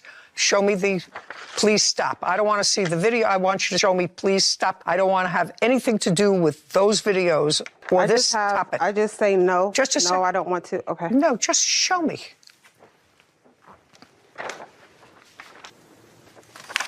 One second. I want to. Shh. What are you showing me? I don't know what this is. I want you to show me. There's screenshots. So I'm No. I'm not interested in screenshots. I'm interested in when, in this, you said to him, please don't show that to me anymore. Please don't communicate with me with regard to this topic. Don't show me any screenshots. I'm not interested. Just show me when you told him to stop. Here's the one that says, no, I'm not interested. I got to put my kids to bed. And then. Just a second. Madam, I don't want to embarrass you, but you gave this to me. Evidently, there's some intimacy here that you're stringing him along, which is what I think, because he says to you some sex act that he wants to do with you, and your response to him is, laugh out loud, I'm in bed. And he says, really, that's hot. He says to you, really, that's hot. Did you try your new toy? I assume that that's not an erector set or a gizmo. Did you try your new toy? And you respond to him, no, I got to put my kids to bed first. Not I got to put kids to bed. You said, no, I've got to put my kids to bed first. Don't you think that that's a lead on? I don't think so. You don't think so? Well, no. I'm sorry you don't think so, madam, but it is a lead on. Did he send you a sex toy? No. Did you buy it yourself? No. Well, just a minute, then why did you respond? Did you try your new toy? No, I got to put my kids to bed first. Your case is dismissed. You have no case. Goodbye. We're done. This court is adjourned. I am totally happy with her decision. This was nothing other than her trying to take advantage of me. I really don't agree with it. She kept asking for more and more and didn't really seem to care about myself and what's going on in my life. I wasn't trying to string him along or anything like that. The videos were my way of telling her I didn't want to be with her anymore. I sent them to her around that time in October, so. He just told me he was going to help me out and do something for me, and it turned out it being something other than that, me doing more than what I was expected for his help. I'm not helping anybody out like that again. He lived in a one-bedroom apartment, so I wasn't looking at him for any of his money. This is as much social as it is legal. You know how crazed I get when men take advantage of women, empty out their bank account. You know, women need to nest and they get involved with people who are unsavory. I really feel the same way about women who, I believe, use their sexuality or promises of sexuality to extract certain things from a man with no intention of ever making the fantasy a reality in order to get something. Especially something like a $30,000 asset. Right. She drove that $30,000 asset for $280 a month, which was the cost of her down payment and the one payment she made. She testified that she spent to get to work $680 a week for a lift. So she paid a fraction. So with all the money that you save over 5 months that you had been spending to get to and from work, you have more than enough for a down payment to get yourself a car. And that way you're not taking advantage of somebody who thought that this was a relationship that was going someplace. Clearly, it was a one-sided relationship. And the harassment really had no grounds. I mean, I saw some of the text messages, and if it is truly harassment, there would have been more outrage at some of the things that he was sending. Don't ever text me again, lose my number. There's multiple possibilities, none of which came from the plaintiff. So nothing. No, it's just that I have to put my kids to bed before I do that. He told me that he had a car available for me to purchase. I had to have it towed because it broke down. You did vandalize the car, sir, when she stopped making payments on it? Well, What, do you have to think about that? she's been driving it. No, that's... The defendant's counterclaim is the balance on the car. And lost wages. I should charge myself for lost wages from having to endure this case. This is Judy Justice. Tammy Joseph is suing car seller Jonathan Holmes for the return of a down payment, vandalism, tow fees, and lost wages. All rise. Have a seat, please. Hello, Judge. Case 3124, Joseph versus Horn. Thank you. Thank you. Ms. Joseph, you purchased a used car from the defendant. You started to have some car trouble with it within the first week or so. You want your money back. And you bought this car from him in November. November 21st. Mr. Holmes wants the balance that you owe him on the car. Yes, ma'am, that's correct. What year car is it? 2004. So it's a 10-year-old car. 20-year-old car. A 20-year-old car. Did you see an ad for it? No. He was an acquaintance, and I had wrecked my car, and he told me that he had a car available for me to purchase. How was he an acquaintance of yours? Just from my place of employment. He was a customer in my place of employment. You had this 20-year-old BMW. Yes, ma'am, that's correct. When did you buy it? About 5 years ago. From whom? A gentleman in town. Did you know the gentleman that you No, bought ma'am. it from? How much did you pay for the car? I paid $5,500 at the time. And you sold her the car for $3,000. That's correct. And you gave him a $1,000 deposit. Correct. And agreed to pay the rest in installments. Correct. There was a purchase and sale. Yes. I also paid the $1,000 plus I paid another $500 because that was the agreement. $500 until paid off. $500 a what? A month. Yes, correct. I paid him $1,000, and then 5 days later I paid him that $500, and then the agreement was the $500 a month. So far you paid $1,500 for the car. And when did you start to have trouble with it? 9 days after I bought it. So you drove it for 9 days? Yes. And what happened on the 9th day? I had driven it around town, and then By the way, is there a bill of sale for this car? We never made one. Okay. Did you get the title? No. Did because you? I wasn't supposed to receive the title until the car was paid off. Did you have insurance on the car? No. Did you have insurance on the car? Yes, ma'am, I did. At the time she drove it, you had No, insurance? at the time I sold it to her, but I took the insurance off. And she never gave me another $500. She only gave me $1,000, and then she gave me $200 towards that $500. So it's probably $1,200 total. So at the time you were driving the car, you had no insurance? Correct, but I wasn't driving it around. I don't care if you were driving it to get your mail. Right. You were driving the car. You already told me that you drove the car in your complaint. Right, I did drive around. the car. I did drive it to the DMV to see if I could get it registered, what the costs were going to be to have it registered. But I never got it registered because I never got a smog. I couldn't get a smog because of the damages that were on the vehicle. Did you ever take the car to be smogged? No. There was too much damages. There was so much that I had to do. So the answer is you didn't take it to be smogged? No, I did not. When you purchased the car from the defendant, did it have an up-to-date registration? No. Is that right? That's correct, ma'am. How long was it since it had been registered? I want to say 2-3 years. Well, then you didn't have insurance on it if it wasn't registered. No, well, I still had insurance. Just be very careful. Just be very careful what you say to me. You understand? Yes, ma'am. If it wasn't registered for 3 years, it didn't have insurance. Right. Am I correct that he told me it had insurance, but that he took it off? Yes, he said he did, but he took the insurance off. He sold it to her. Okay, so that was not true. What, do you have to think about that? No, I'm just trying to figure out if my wife usually takes care of the insurance stuff, so I'm not sure if it was on there. I know we've had some vehicles on there that we weren't driving before previous.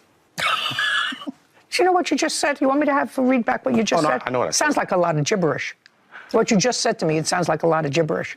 Well, I do off-road racing, so some of them I keep. I might not be registered, but I have insurance on just in case something happens. Off-road racing? You went off-road racing in this 20-year-old BMW? No, not in that one. I'm just saying previous vehicles I have, so. I don't care about previous vehicles. Gotcha.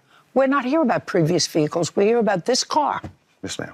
So now both of you have this car with no insurance, and it hadn't been registered in 3 years, and you don't have a bill of sale. That's correct. And you've had the car in your possession from November 26th to December to January, January to almost 3 months. I've been trying to give it back. No, you haven't tried to give it back. You want to sell it back to him. There's a difference. Giving is giving. Selling it back and wanting your money back are two different things, right?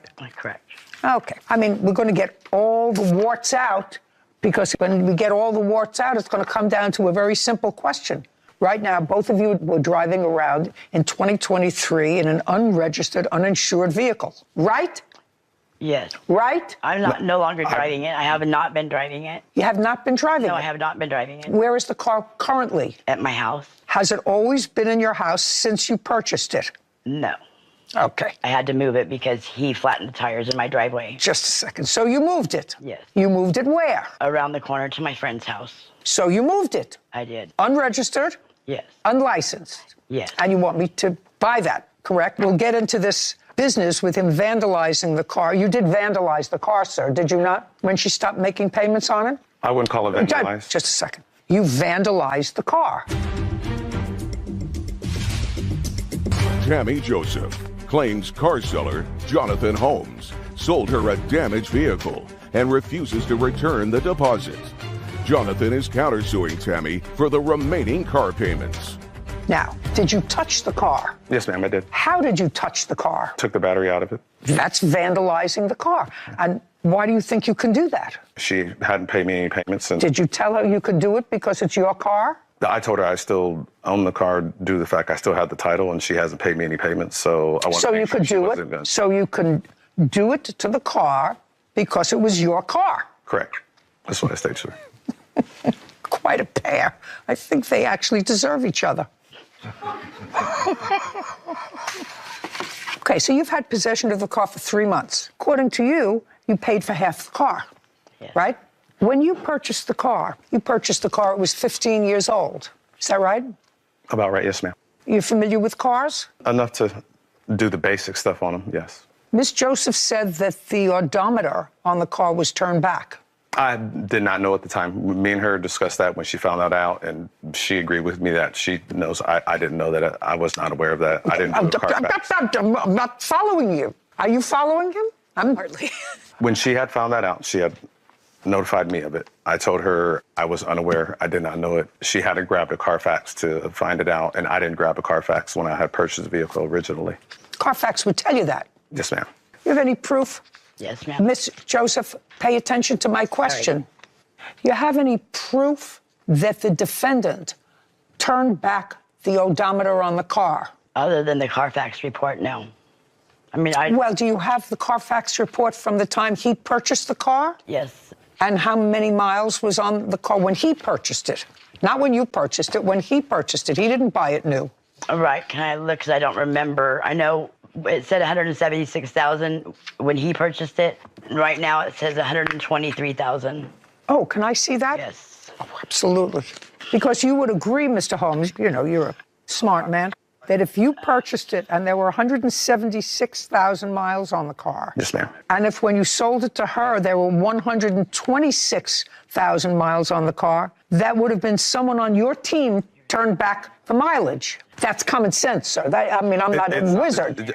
I'm not a wizard. Right. Yes, you're absolutely right. You know, if I married my first husband when I was 21 and I married my second husband when I was 16 on my marriage license, somebody could do that math, right? In 2018, I see the mileage on the car was 111,000 miles, right?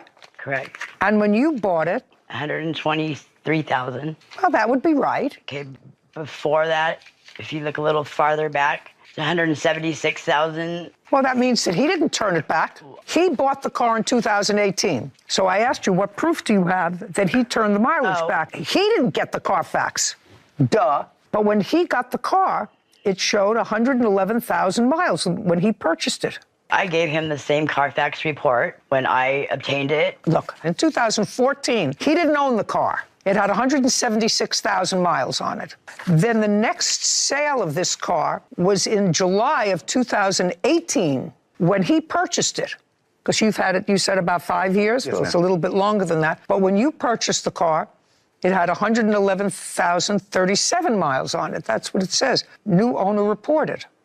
Everybody should get one of these things. That's really fascinating. And in 2010, it had 122,000 miles on it. Right. He didn't turn it back then. He didn't own it. I never said he turned it back. I was just showing him that the Carfax odometer had been rolled back. That was another reason. That's why you're supposed to get the Carfax before you buy the car, madam, not after. Right. I was never even aware of Carfax until my friend Christina had told me about it when we had to have it towed to my house. That's certainly not my fault. No, I'm sorry. That's not his fault. That's not his fault.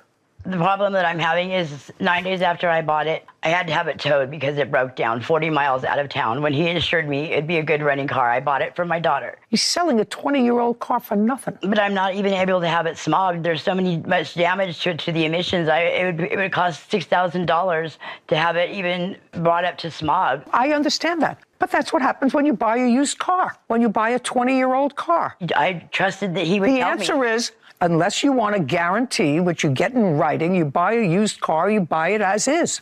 That's the answer. But what? Sorry, Your Honor. I have older BMWs that I use for parts, and I told her for the first 90 days What do you mean you have old BMWs that you use for parts? I have bought previous BMWs that I've used for parts, just whole from a junkyard, and where do you keep them?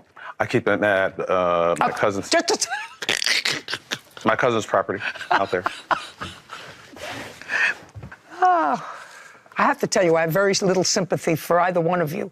You drove around a car and you've been driving it for 2.5 months, or for 2 months, certainly enough to get it around without insurance and without registering the car. I moved it from one point to another point because he said he was going to take it from me. Then you sue him for taking the car. But you don't drive it from one place to another to hide it from him and then not pay for it. I would love to give it back to him. But he offered to take it back. But he's not going to give me my money back? No, he said he would give you your money back, but he would take off for the time that you actually had possession of the car. Isn't that what he said to you? Yes, Just a second. Well, that's a pretty good deal. On the 5th is when I told him I didn't want it. I don't care what you told him, madam. You're not entitled to anything. You're not entitled to anything. It's your car. If the defendant, who's slick, said, I'll take the car back and I'll give you back your money less the time that you had the car in your possession, that I didn't have it, which sounds like a fair deal. If he says you gave him $1,200, not $15, unless you have proof that you gave him $15. Do you have proof that you gave him $15? Just in text messages between both of us. Well, I'd like to see that in the text messages that he acknowledges you gave him $1,500. He also said that he would pay me back $950. You buy a 20-year-old car unless you have a guarantee for that car. You buy it as is. If it breaks down a half a block away from his house where you bought it, it's still your car. Do you understand? I guess so, yes. Now, Mr. Holmes said he told you that he had other BMWs because there's something going on. He acknowledges, he said to you, for 90 days, if it needs parts, I'll give it to you. Do you remember that? Yes. Did you know what parts it needed? Tammy Joseph has accused car seller Jonathan Holmes of selling her a damaged vehicle and lying about the mileage. Jonathan is countersuing Tammy for the remaining car payments. Did you know what parts it needed? No. Well, if you didn't know what parts it needed, that's the only guarantee he gave you. For the first 90 days you own the car, he will replace the parts if parts need replacing. He'll cannibalize it from old cars that he's got on a junkyard at his cousin's property. Your Honor, may I say, All I want to see is his acknowledgement of $1,500. Do you have it? No. Good. You wouldn't make any kind of connection with her whatsoever. I don't care. He doesn't have to make a connection with her. She bought an as-is used car. He told her that he would give her back $1,000. Then he didn't show up. Then he said, I'd give you back, it's $1,200, okay? He just kept blowing her off and said that he was going to meet with her, and then he never did. So he kept telling her that he was going to give her money back.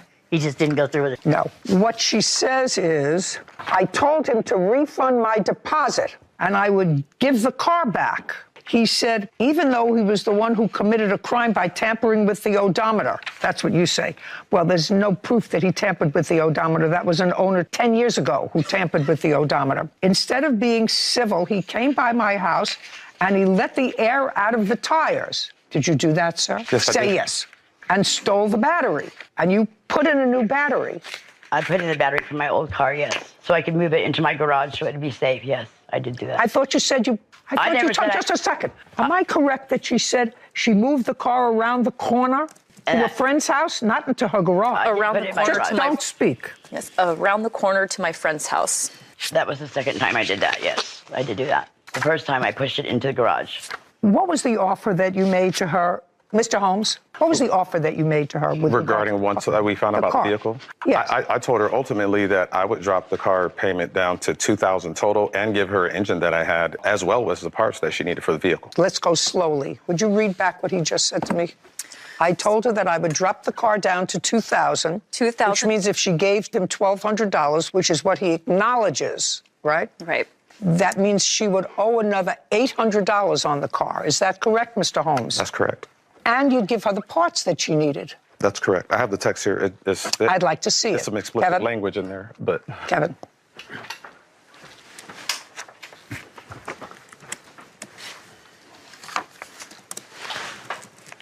Would you tell me what this $375 is? I'll give you the $375 back and you take the car back if you don't want it? That was when I told her that we'll figure out how much it would be for her having the vehicle for a whole month. And so I told her rental cars are about $50. I said, I'll charge you $25 a day for how long you had it. And so that comes up to about $375 left of overall what you would have from what you paid me a deposit. And I can give you that if you give me the car back. Okay. What are you willing to do for her today, sir? Nothing. You wanted to keep the car? I want her to give me my money back for the vehicle. She's been driving it. I have videos showing her driving it just 2 days ago. You driving the car 2 days ago? Okie dokie. Let me ask you this question. If you were driving the car 2 days ago? Yes, ma'am. If he has video of you driving the car 2 days ago, what do you think I'm going to do? You're probably going to rule in his favor. Correct.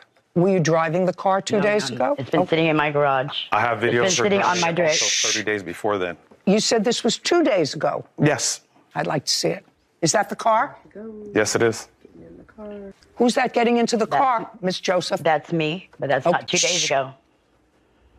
That's the Stater Brothers parking lot in town where we live. Where are you parked? In what kind of spot? Grocery pickup in Stater Brothers. Yes. That's Monday, February 12th. Yes, ma'am. No, that's. I was not. Yes, I was at Stater Brothers, but that not on February 12th. My car has not moved in weeks. Yeah. Miss Joseph, your complaint against the defendant... My car won't even run, actually. Your case against the defendant is dismissed. I don't believe you that you haven't driven the car. I believe that you've driven the car without it being registered and without it being insured and certainly without it being smogged. Yes. The defendant has a counterclaim, and the defendant's counterclaim is the balance on the car. And lost wages. Forget your lost wages. I understand. I should charge myself for lost wages from having to endure this case. She gave you $1,200 for the car? That's correct, ma'am. Which means she owes you $1,800. Yes, for $3,000. Judgment on the counterclaim for $1,800. We're done here. Thank you. This court is adjourned. I didn't think it would turn out this way. I thought he'd be a man of integrity. I think she was fair in her decisions. There's nothing I can do with the car. It won't pass smog. I can't put my 16-year-old daughter in it, and unsafe to drive. The way I tried to make it right was drop it to $2,000, give her engine and the parts that she needed for it still, and she still didn't want to do so. He did small repairs on it to make it seem like it ran well. I think I sold her a car that definitely was manageable, and I think I was fair in telling her for the first 3 months that, she'd get parts for it if a part went out. 40 miles into driving it, it overheated, and it has been bad ever since.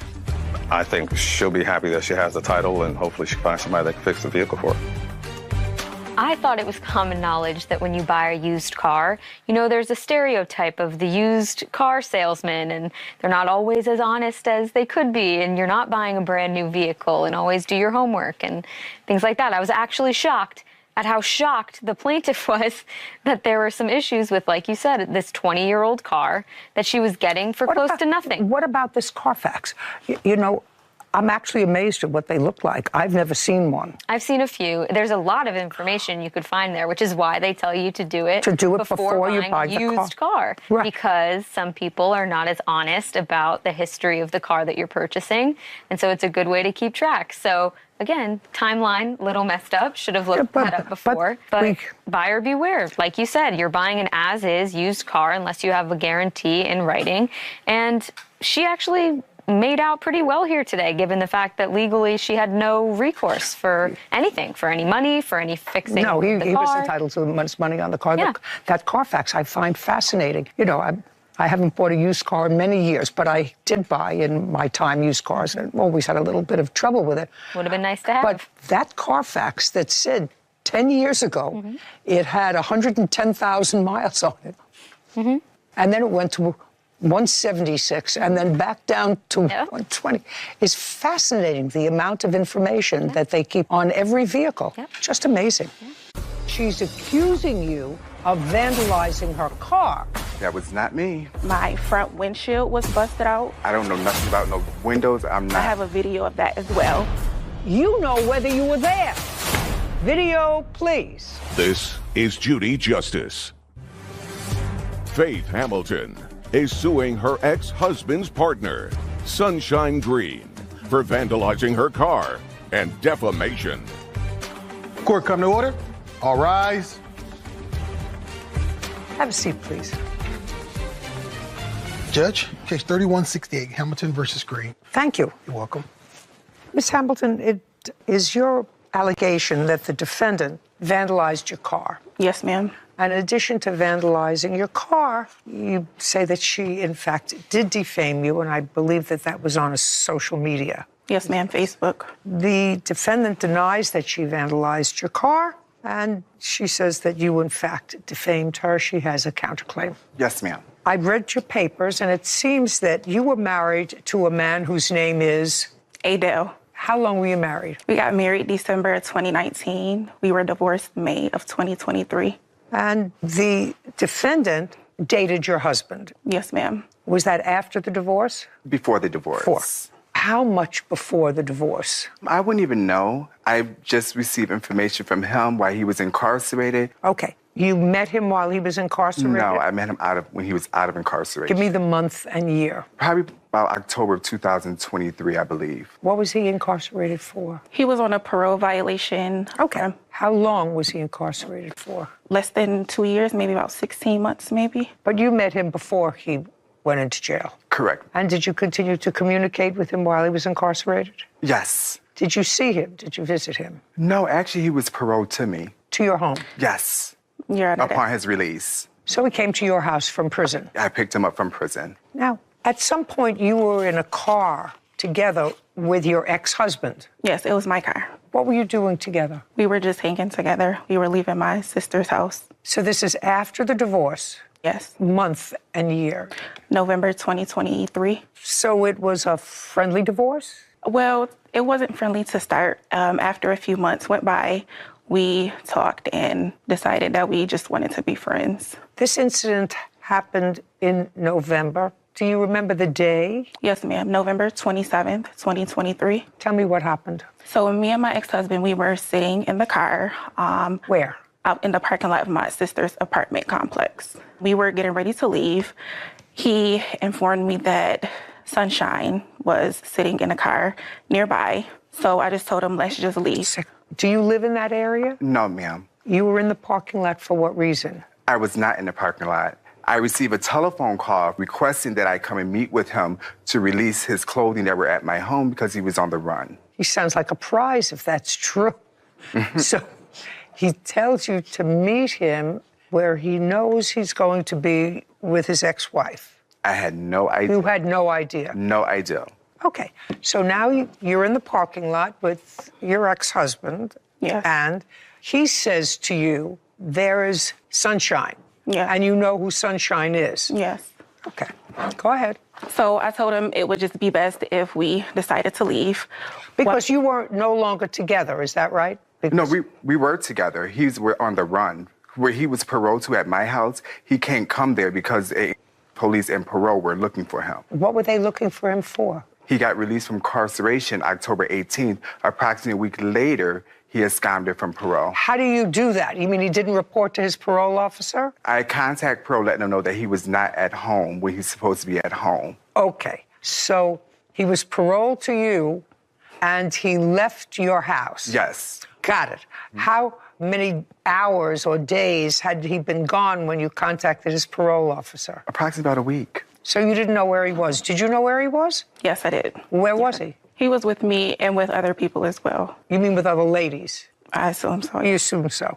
Okay. So when you called the parole officer to advise him that he was no longer with you, you weren't worried for his safety. I was absolutely worried about his safety, and I gave him multiple chances of please return back home. I spoke with parole. Parole is willing to give you an additional chance as long as you come back home and contact them, let them know that you're here. He would tell me multiple times that yes, he will come and return back. And as I continue to ask him, like, where are you at? What's going on? It's after 9 o'clock. You need to be here. And he tells me, well, I'll be there, and never shows up. I got it. Okay, so now you see her in the parking lot. Yes. This prize package, by the way, where is he now? Incarcerated. Ah, good. Well, he'll be able to watch me from the rec room.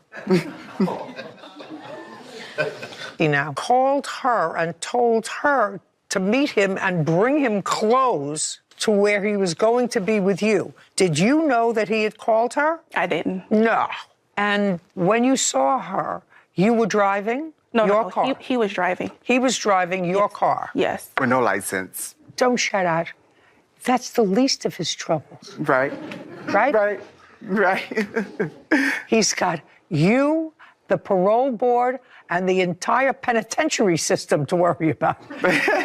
Having no driver's license is really the least of his problems. Okay. Faith Hamilton claims her ex-husband's partner, Sunshine Green, vandalized her car and defamed her online. Sunshine is countersuing for a false police report and defamation. So he sees her. There's Sunshine. You know who Sunshine is. You say, let's go. Yes. And? As we were leaving, Sunshine began chasing us. So once I noticed that she were chasing us, I told him, let's go to the police station. That's not true. We were... No. Just shh.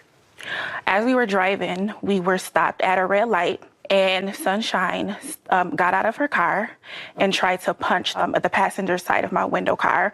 And I have a video of that as well. I can show you that. And we continued to drive until we reached the police station. Okay. And you say that's not true? That's not true. Okay, so I'd like to see that video. That was you getting out of your car and approaching her car. Yes. So when you said that's not true, that's what I saw. I saw you angry getting out of your car. She stated that I tried to bust out a window. Just a second. I saw you angry getting out of your car. And then the camera went through. Okay, so you said to him, let's go to the police station. And? Once we got to the police station, they said I had to wait for an officer to get there. I waited for about an hour or so, but I didn't stay to actually get a report. Okay. And then you left? And then I left. Keep going. Later that day, Sunshine came by my home, in which I have a video of that, where she asked my mother, what kind of car do I drive? Okay. Now, she has, again, Miss Green. Yes. Just want to let you know, I saw that video. You told me that that wasn't the case. She says she has a video of you in conversation with her mother. I'd like to see the video. Just a second. No, that's not what I asked you. Am I going to see you talking to her mother? No, ma'am. Okay, let's see the video. Hello? Let me put hold on. Hi, how are you? Are you Faith? I am. You are? Faith, I have a black son? Why is that? Is this shirt black? And? Ma'am. I mean, just a second. That is you. That is absolutely. That is you. Well, I actually cannot see the video. Oh, you can go up. But you know if you were, listen to me, Sunshine, whether you can see it or not, you know whether you were there. Absolutely. Just a second. You know whether or not you were there. So the question is, you want to look and see whether I can see that it was you there? No, me. Oh, just a second. Do you understand what I'm saying? Yes. Okay. You were there and asking what kind of car she drove. That would be a yes. Yes. But that was... Just a second. That's not a but. That's a yes. Yes. Now, what was your interest in whether or not she drove a Tesla or a Grand Prix or a Chevy? What was your interest in that? Because on November 19th, I had filed charges against Adele and Faith Hamilton in regards to an incident that occurred when... Put that down. Which is the police report. Put it down. Your Honor.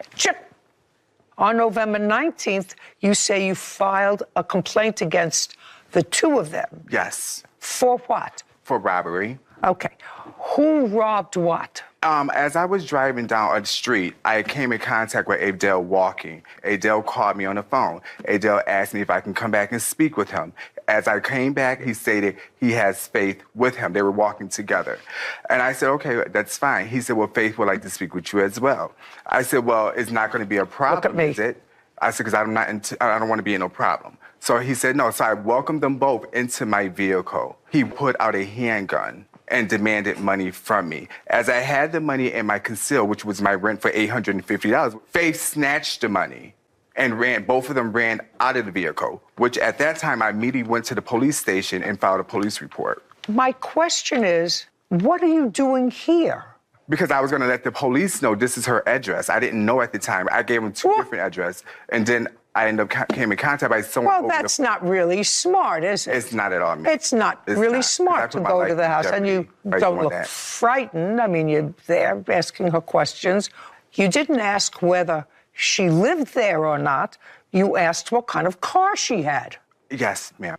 Okay. And then later that day, I was leaving for work because I work overnights around 8:30 p.m. I noticed that my front windshield was busted out and the two tires on my passenger side was busted out as well.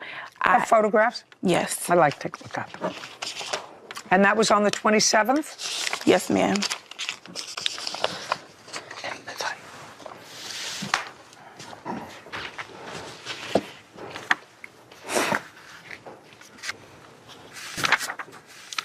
Your Honor, can I say something? Yeah. I also have a text message that she sent with a video of her actually busting out of my windshield. And I also have a Ring camera video of her busting two of the tires as well. Okay. I have no idea about this. Just a second. I don't care whether you have an idea of this, Miss Green. That is just a second. Well, it's not new to you that she's accusing you of vandalizing her car, because certainly you're here because she's accusing you of vandalizing. So what's news to you is she has video proof of you doing it from a Ring camera. Am I correct? I have. You have no idea. You haven't seen it. idea. Okay, now, I've already seen two videos, Miss Green.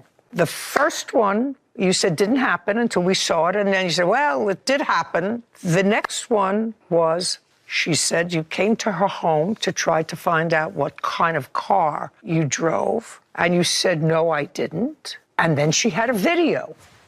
Pay careful attention. So far, your batting average is in the toilet. Faith Hamilton has accused her ex-husband's partner, Sunshine Green, of vandalizing Faith's car and online defamation. Sunshine is countersuing, claiming Faith defamed her on social media. Now, I'm going to play the video. I haven't seen it either. Before I play it, do you want to tell me whether or not I'm going to see you flattening her tires and busting her windshield? No, Your Honor. Video, please.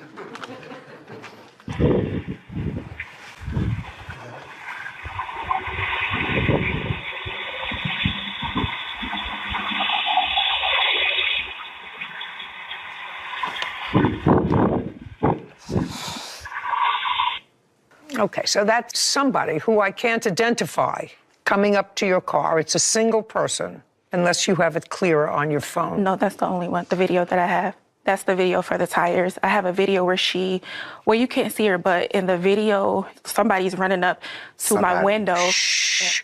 Let me see it. Don't tell me what. I mean, I have eyes. The one of the windshield is on the phone.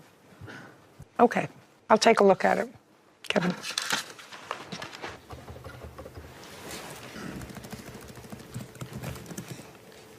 Your Honor, again, I had nothing to do with it. I don't know nothing about no windows. I'm not, that was not me.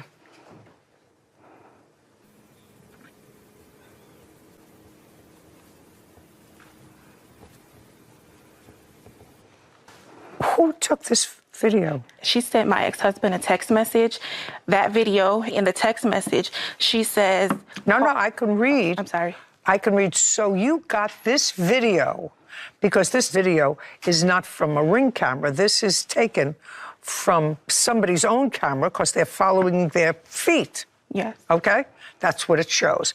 Okay, now I'll see the text message. May I see that video as well?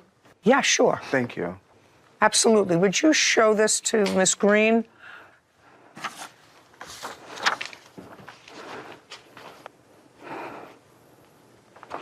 This is from your ex-husband's text messages. Yes. It reads, your face next. Call her and ask what just happened. Soon you're next. Call Faith and tell her to check her vehicle. Sarah, would you do me a favor? Go in the back and dial this number, 716. Can I have that? Yeah. Do you want me to write it down? You might want to have her take her phone off airplane mode. Oh, just a second. Is your phone with you? Yes, ma'am. Take it out. Take it off whatever mode it's on. What mode is it on? Kevin, go over and watch the defendant, please. Take it off whatever mode is off. Perfect. Just want to see, it may not come through this number, but that certainly sounds interesting, because whoever did this to your car clearly had two things. Had your ex-husband's telephone number, because they sent him a text message. That's one. Knew your name, Faith. That's two. I have a police report as well. Okay, Kevin, you can come back now. But first, would you give me Miss Hamilton's police report? Should I turn this back off or should I leave it on? Just leave it right there.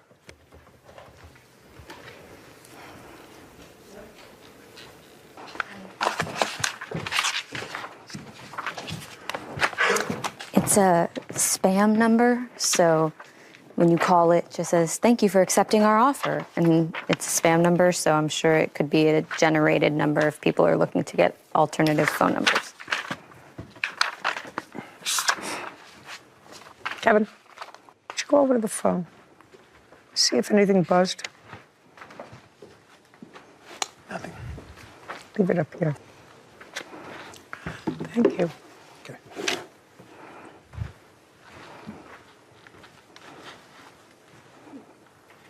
Okay, well, this is just a police report about what happened. It doesn't give me any further information. Your Honor. What? May I speak, please? About what? I have a police report that Faith filed against me and had me arrested. And in that police report, and when I approached the judge, which the case just got dismissed, none of this that she's stating was any of the charges that... Just a second. You have a countersuit. Yes. And your countersuit is for false charges. I assume these are the false charges. Yes. Well, you have to understand, Ms. Green, so far what I have is you were at a place going to meet your ex-boyfriend who you were really annoyed at because he left the home where you had allowed him to come to after he was released from prison. You went to jail, you picked him up, you brought him home, and all of a sudden he disappears for a week. And you're back and forth. You better come back. I spoke to your parole officer. He'll give you another chance. Nothing. Then you get a call from him, according to you, meet me at this parking lot because I need some clothes. You go over there. You are angrily exiting your car. Then I have, that same day, you verifying or attempting to verify with the person who lives in her house, she says her mother, what kind of car she drives, because you knew he didn't have a car because he was driving the car that you saw in the afternoon. You wanted to know what kind of car Miss Hamilton drove. That night, her car is vandalized. And Adele receives a text message from a spam number that says, "Next time it's your face. Soon you're next. Call Faith and tell her to check her vehicle." I have to tell you that in a beyond a reasonable doubt situation, maybe some jury of 6 or 12 would have some doubt about whether or not you vandalized her car. So far, I have to tell you, I have no doubt that you vandalized her car. Just understand. You filed for a protective order? I can show you where I had to actually block her from messaging me on Facebook. I was not aware of none of this. She is, I would have to say, obsessed with me. There is an order of protection against you. If you violate the order of protection, you're going to jail. Get it through your noodle. This is Judy Justice. Previously on Judy Justice. It seems that you were married and the defendant dated your husband. Yes, ma'am. Was that after the divorce? Before the divorce. Before. Tell me what happened. So me and my ex-husband, we were sitting in the car, and Sunshine got out of her car and tried to punch the passenger side of my window car. Who robbed what? He put out a handgun and demanded money from me. Faith snatched the money and ran. Both of them ran out of the vehicle. This is from your ex-husband's text messages. Yes. It reads, "Your face next. Call Faith and tell her to check her vehicle." And then I also have a text message that she sent with a video of her actually busting out of my windshield. And I also have a Ring camera video of her busting the tires as well. You have a countersuit. Yes. And your countersuit is for false charges. I assume these are the false charges. Yes. And now, the conclusion. Faith Hamilton is suing her ex-husband's partner, Sunshine Green, for vandalizing her car and defamation. Anything else you want to tell me? I also have another message where she sent to Adele. I read it. It says... Just a sec. Don't tell me what it says.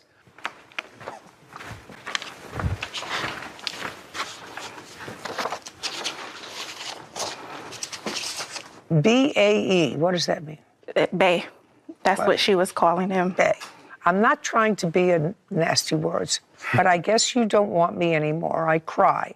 I done fake accounts. I called from numerous numbers. I broke out windows. I keep in door. Told me that you were going to come back, which you didn't. I'm not going to wish bad on you. I love you, but this has caused me a lot. I will not reach out to you anymore. I give up trying.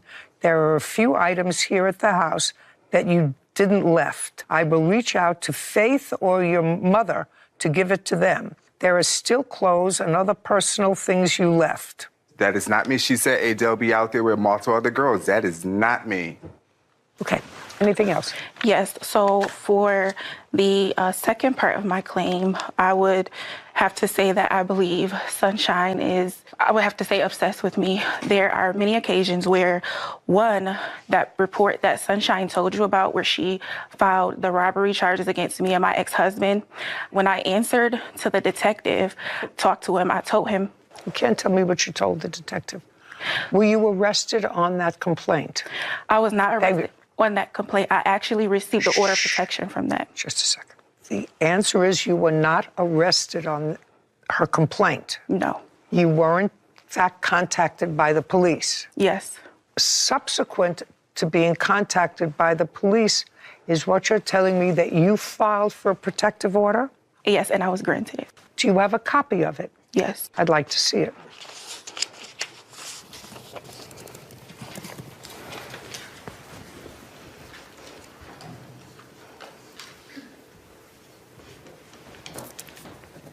What happened with it? We have an order Can I see of that, stay Your away Honor? until May 9th of this year. Did you have a hearing? Yes, we had. Who was present at the hearing? I was there. Was she there? Yes. Was testimony taken? Not for me, no. Was testimony taken from Miss Green? Can I explain what happened on those dates? Because we had to go 3 times. On the first date, Sunshine told the judge that I lived with her. Your Honor, she did state on record that Just a second. she was arrested. Just a second. So I had to prove that I didn't live with her because that's what Sunshine told the judge. And then when we went back, it was another discrepancy from Sunshine. And then when we went back, that's when the judge gave me the final order and the temporary protection order for May 9th of this year. But you don't have to return to court. It expires May 9th. Yes. Does the defendant have a protective order against you? No. No. What else? I also have where Sunshine posted on Facebook saying that I was a wanted felon. And she also posted where I live on Facebook. Well, just a second. Are you on Facebook? I am. Can I see where she posted that you're a wanted felon? Yes. Before I look at it, did you post that she was a wanted felon? I would like to see what she... I'm asking you, before I look at it, I'm asking you whether or not you posted that she was a wanted felon. No, I posted Adele is a wanted felon. Okay.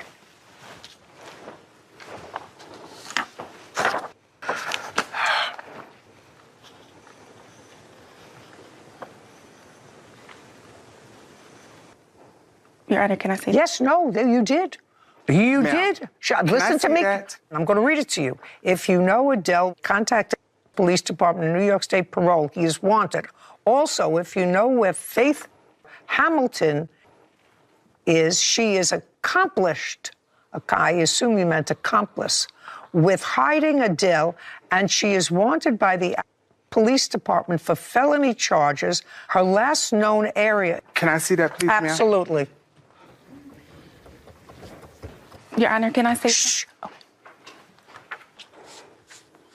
Right. It clearly says that Adele is wanted by the police. Keep reading. Accomplished with hiding Adele, and she is wanted by the police department for felony charges. Correct.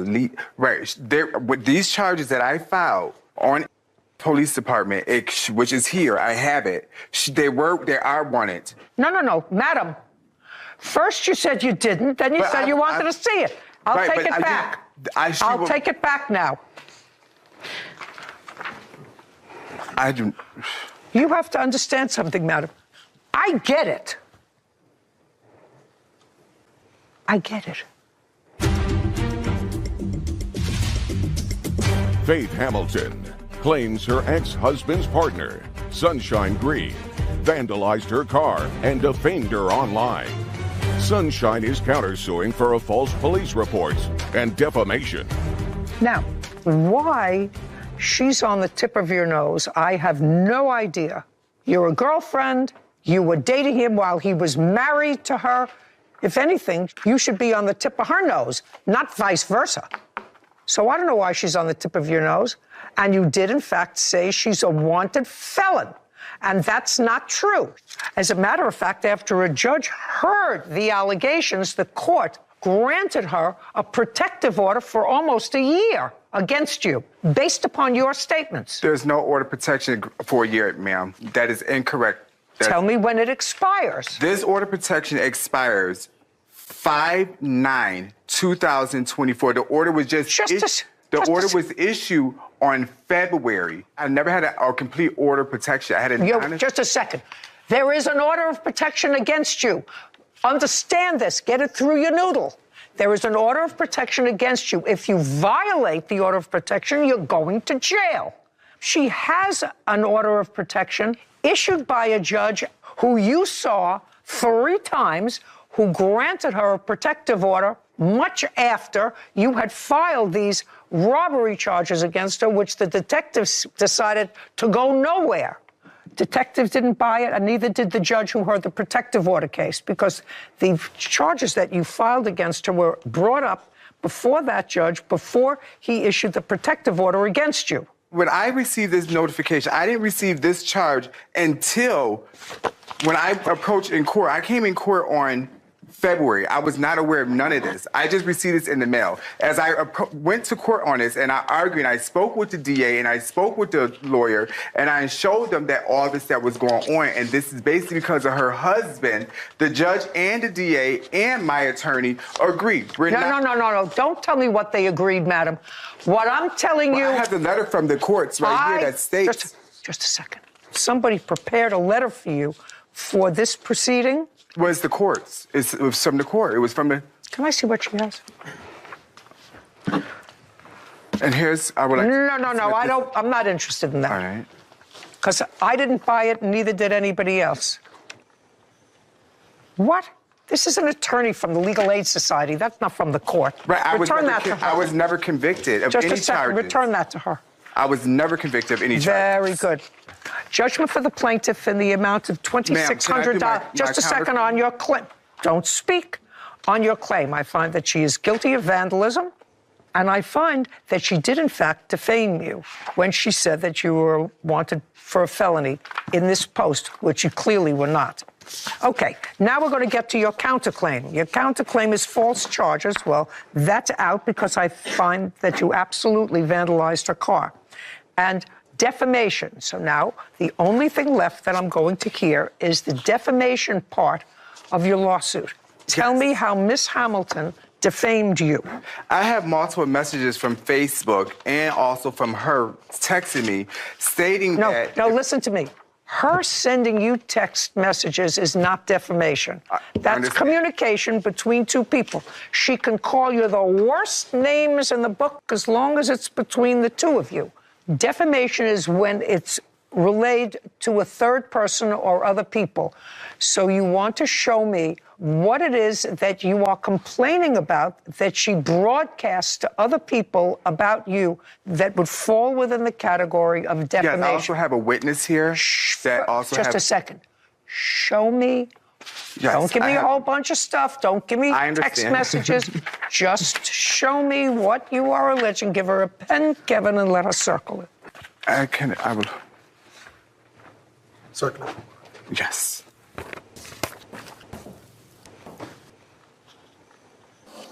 Which it has been posted on her page. And there you are. Okay.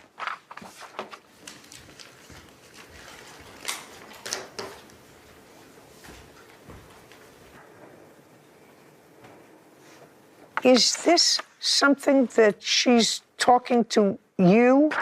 I received that as a text message, and then she posted on her wall, which my witness right here.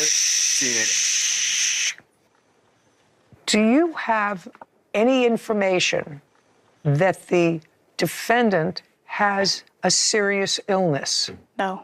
You posted here. I didn't post anything. I can pull up my Facebook account. I can show you. I don't hardly post anything on Facebook. Hold on a second. Hold on a second. I'm going to show these to you. This appears to come from Faith Hamilton. But let's make certain you have no information that the defendant has a serious illness. No. Okay, now show the stuff. Well, shh. Don't speak. Those look more like personal Your Honor, messages this is back and forth. I'm going to show them to you because I don't understand them.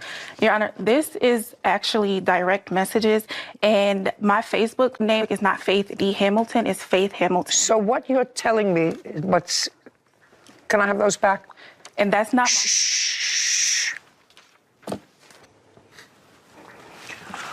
So these are text messages. That is the equivalent of a text message. These are text messages. Yes, that does not appear to be a public posting. Okay. Whatever they may be, they're direct between two people, not posting for public. Miss Green. Yes. Pay careful attention. You're flipping around. What I asked you for and what I told you was,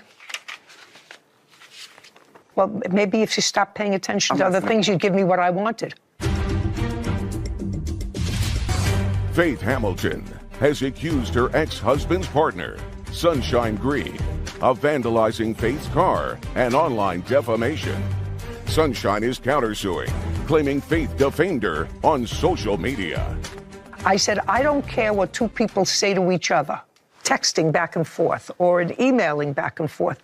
That's between two people. She could say whatever she wants to you. I mean, there are certain things she can't say, but certainly in here, nasty. But she can say this to you. I asked you to show me where she posted it on a public forum, and you gave me... My witness has it, ma'am, in her phone.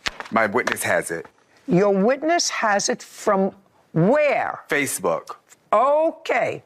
Do you have something that she posted on Facebook that mentions a serious illness that Miss Green has? Yes. What? I'd like to see it. Let me see it. Hold your fingers. Oh, let me stand here.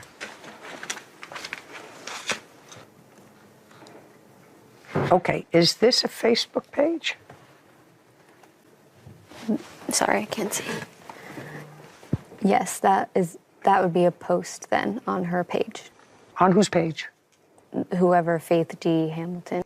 That would be her. Yeah. That's not my Facebook. I can show you where I had to actually block her from messaging me on Facebook, and I can pull up my Facebook account, and my name is not Faith D. Hamilton on Facebook. That page is not for me. That is not my Facebook account. I had to actually block Sunshine from messaging me on Facebook. And again, I want you to show this to the plaintiff, please.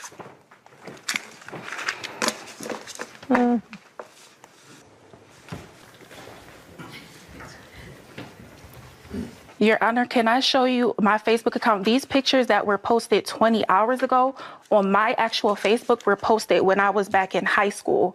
So it appears that they whatever went to my Facebook, but these pictures from 20 hours ago were from years ago. And again, I don't post on Facebook. I just share. Those were posted 20 hours ago? From her account, but from my real account, these pictures, I was in high school in these pictures, and I was in high school from 2013 to 2017, and I can pull that up right now. Pull it up your Facebook page.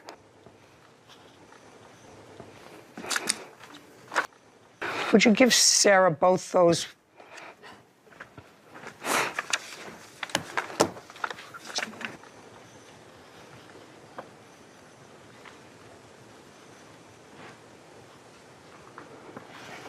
Okay, so it looks like the plaintiff has her Facebook account that does not have the Faith D. Hamilton in it. Someone could have taken the same photo that she has as her profile picture to create this account, because also it says that whoever took these screenshots, this is not of the actual Facebook page. You could ask them to bring up the actual Facebook page of Faith D. Hamilton. You'll be able to see how many friends they have. Tell them what you need. Instead of a photo, I want to see the actual Facebook page that you're referring to. I wish I understood all of this stuff. And can I show you the No. Because it said in the screenshot, whoever took the screenshot is friends with Faith D. Hamilton, which the plaintiff is claiming that she has blocked them, so they would be unable to be friends. So whoever took the screenshot either created the account or knew whoever created the account to be friends. Okay. So it's not on there. Yeah, She removed it. She removed it. But her Facebook page is still active, and she posted as recently as February 26th. Very good. Yeah, because it say only Okay, two just a mutual second. friends. Is that all that you have? Yes. Yes, good. Judgment for the plaintiff in the amount of $2,600. Counterclaims dismissed. We're finished here. Thank you. This court is adjourned.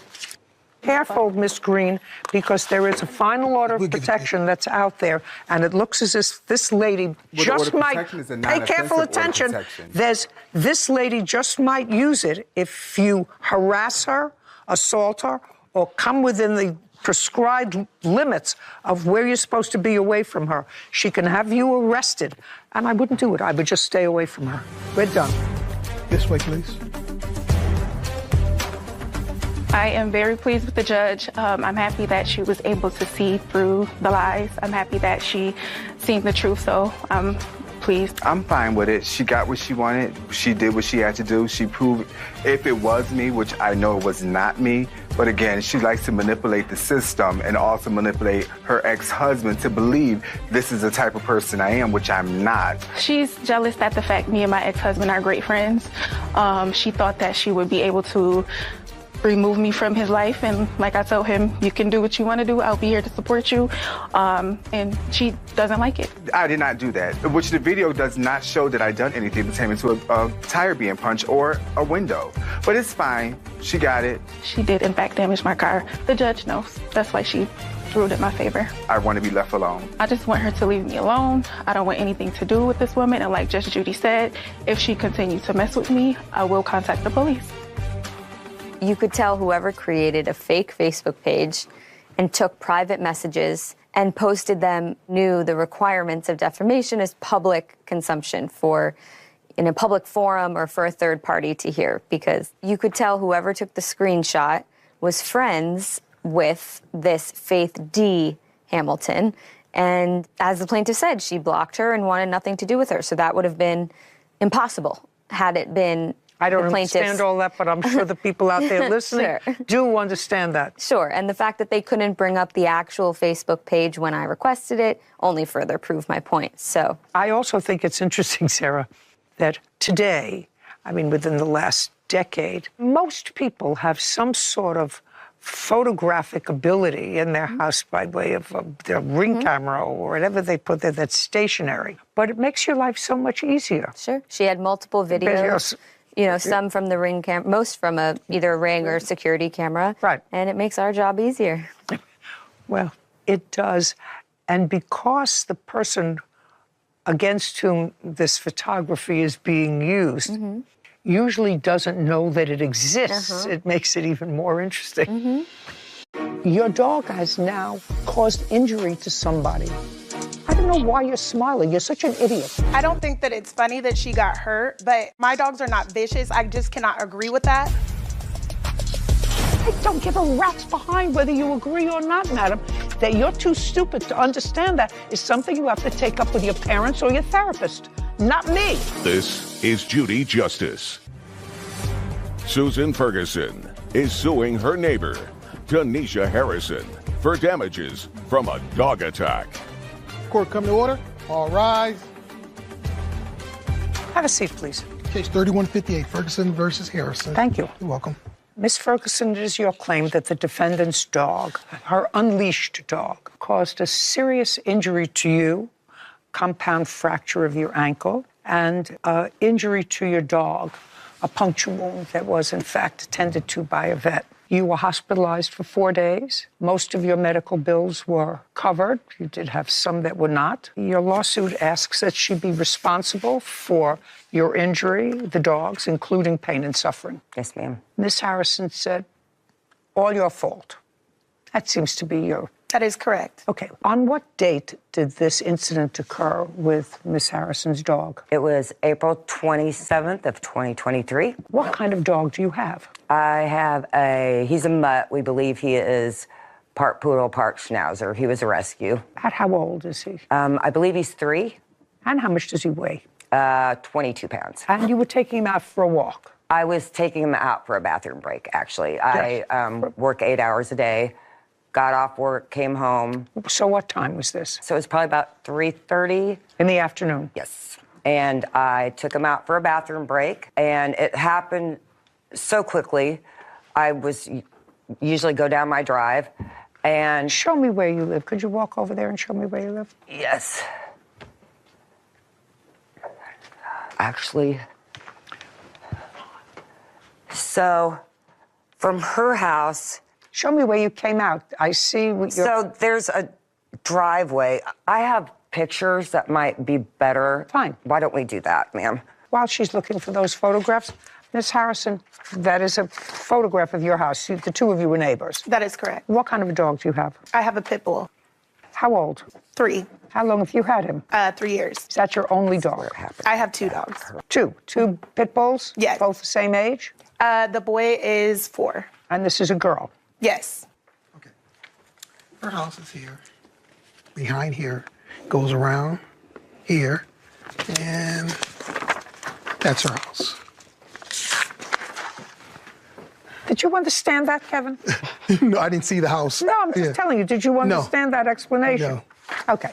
So, you're out. Dog is on a potty break and? Okay, so her dog came around, and that's basically Came around where? From her backyard into our yard, and then around the corner, and then down the alley. And the alley that you're referring to is right here? Yes, ma'am. And that's where you encountered her dog? Yes, ma'am. And there is broken pavement here. Yes. And what happened when you encountered her dog? Her dog charged my dog and latched on, and my dog started squealing. And I was trying to get in between them. And as I did that, her dog knocked me down. I fell. It startled her dog. Her dog released my dog. I was able to grab onto her dog's collar, hold on for dear life. And then a resident of her house heard me screaming, and he came running and grabbed the dog. A male? A male. Who grabbed the dog? I grabbed the dog. Why would she say a male grabbed the dog if it was you? You can't be It mistaken. was a male. Honestly, this has been an ongoing thing. There was no male. My dog got loose. My dog didn't leave the neighborhood or the yard. Your dog was off leash. You acknowledge that your dog was off leash. Yes, ma'am. Right. And let's say the dog didn't leave your yard, which I don't believe. Okay. But let's say that, because we're going to come back to her injuries in a moment, which was serious. You acknowledge that her injuries were serious. I read your answer, and what your answer says was, you start out by saying, I unlatched my door, and the dog pushed out, without my realizing it, the dog pushed out the front door after I had unlatched it. That's the way you started your answer, right? Yes, that's what you said. Do you want me to read what you said, or does that refresh your recollection? You can read it. Okay, fine.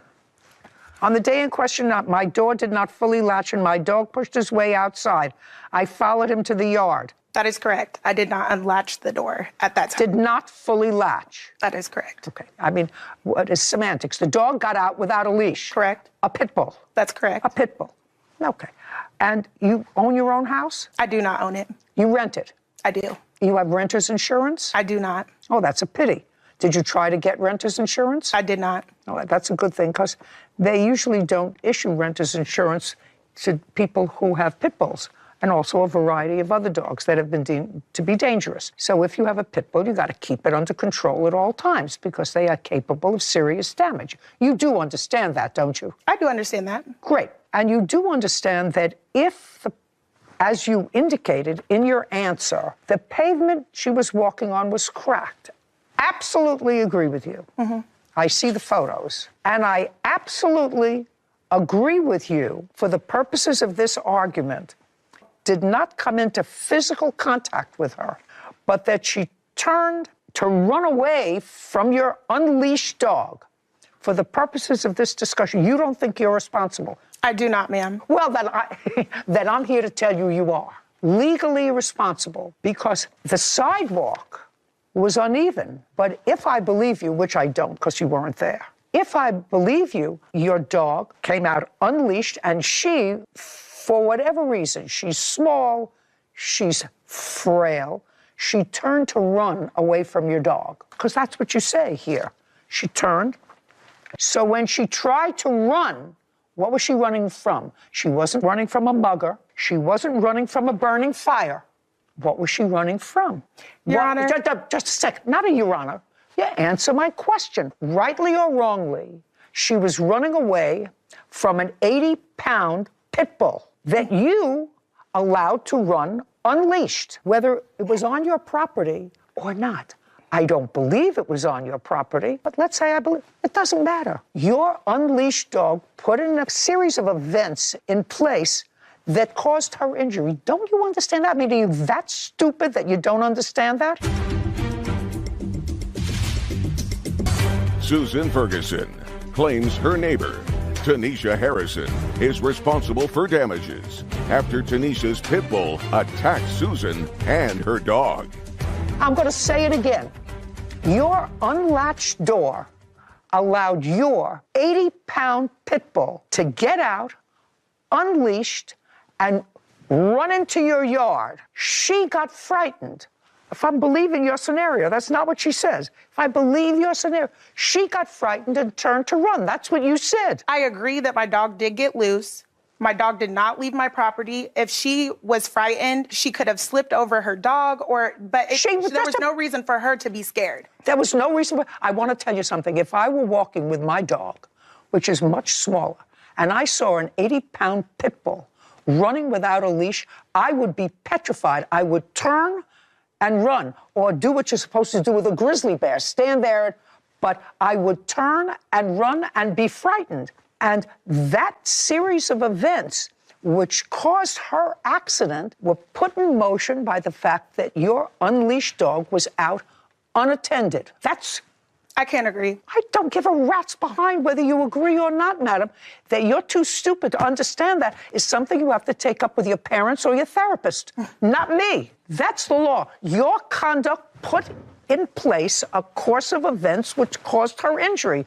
Your negligence in not keeping your dog leashed and in your home precipitated her injury. Or, as they put it in a very famous case in the law, but for your action, she would not be injured.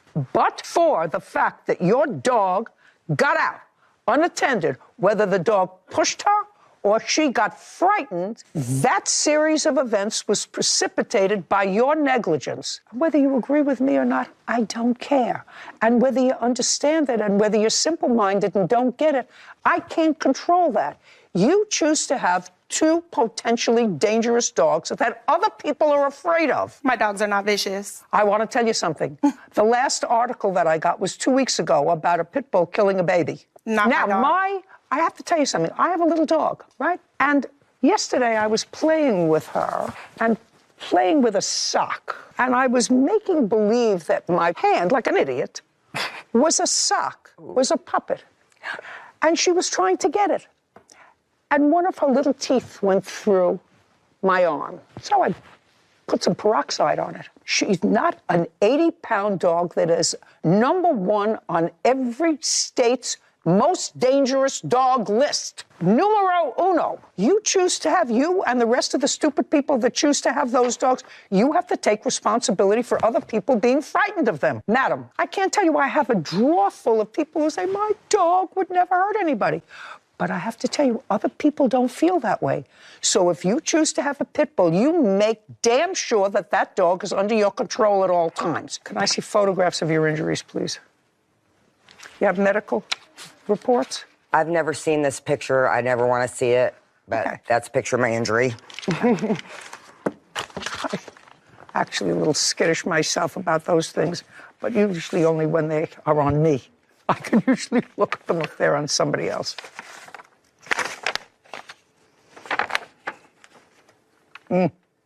Serious, very serious.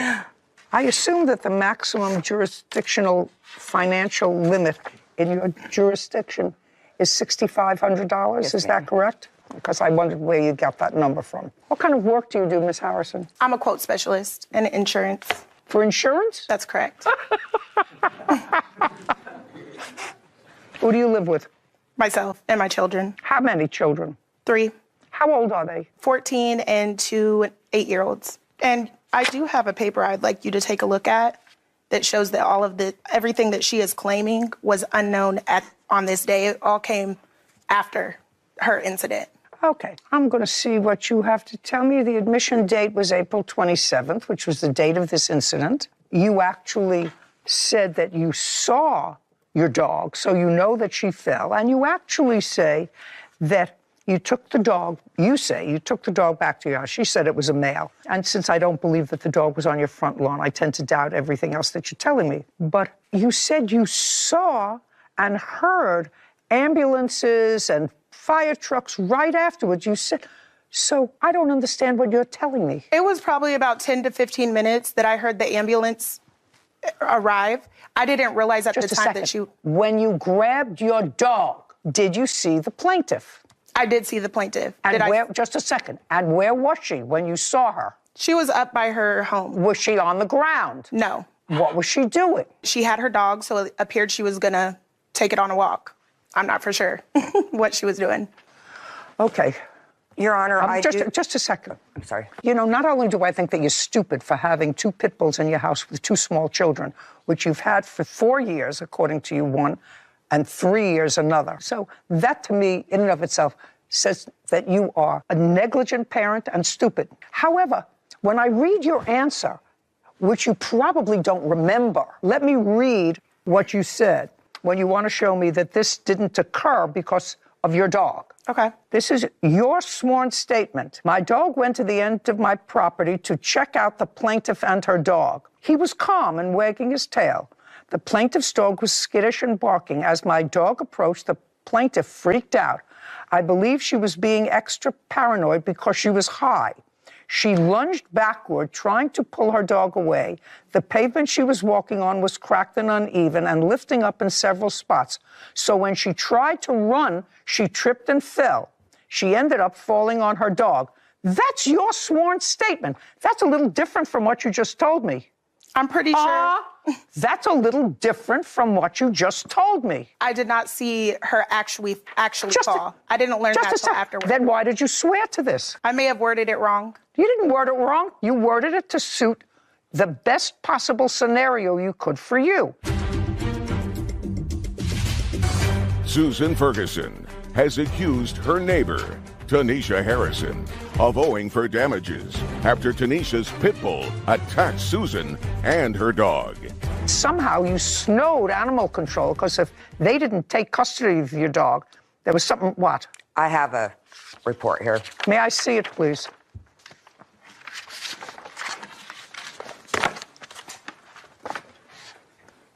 Okay, so then the synopsis of the Iowa Police Department says, April 27, 3:51, I was dispatched to an address in regard to an ambulance call involving a possible dog attack. I was told that Susan Ferguson had fallen while trying to protect her dog, Max, from the neighbor's pit bull, resulting in a broken ankle. At this point, I was unaware of any of the issues involving the neighbor's dogs, and thought this to be an isolated incident. It was also unknown at this time that Miss Ferguson's dog had sustained some injuries from the neighbor's dog.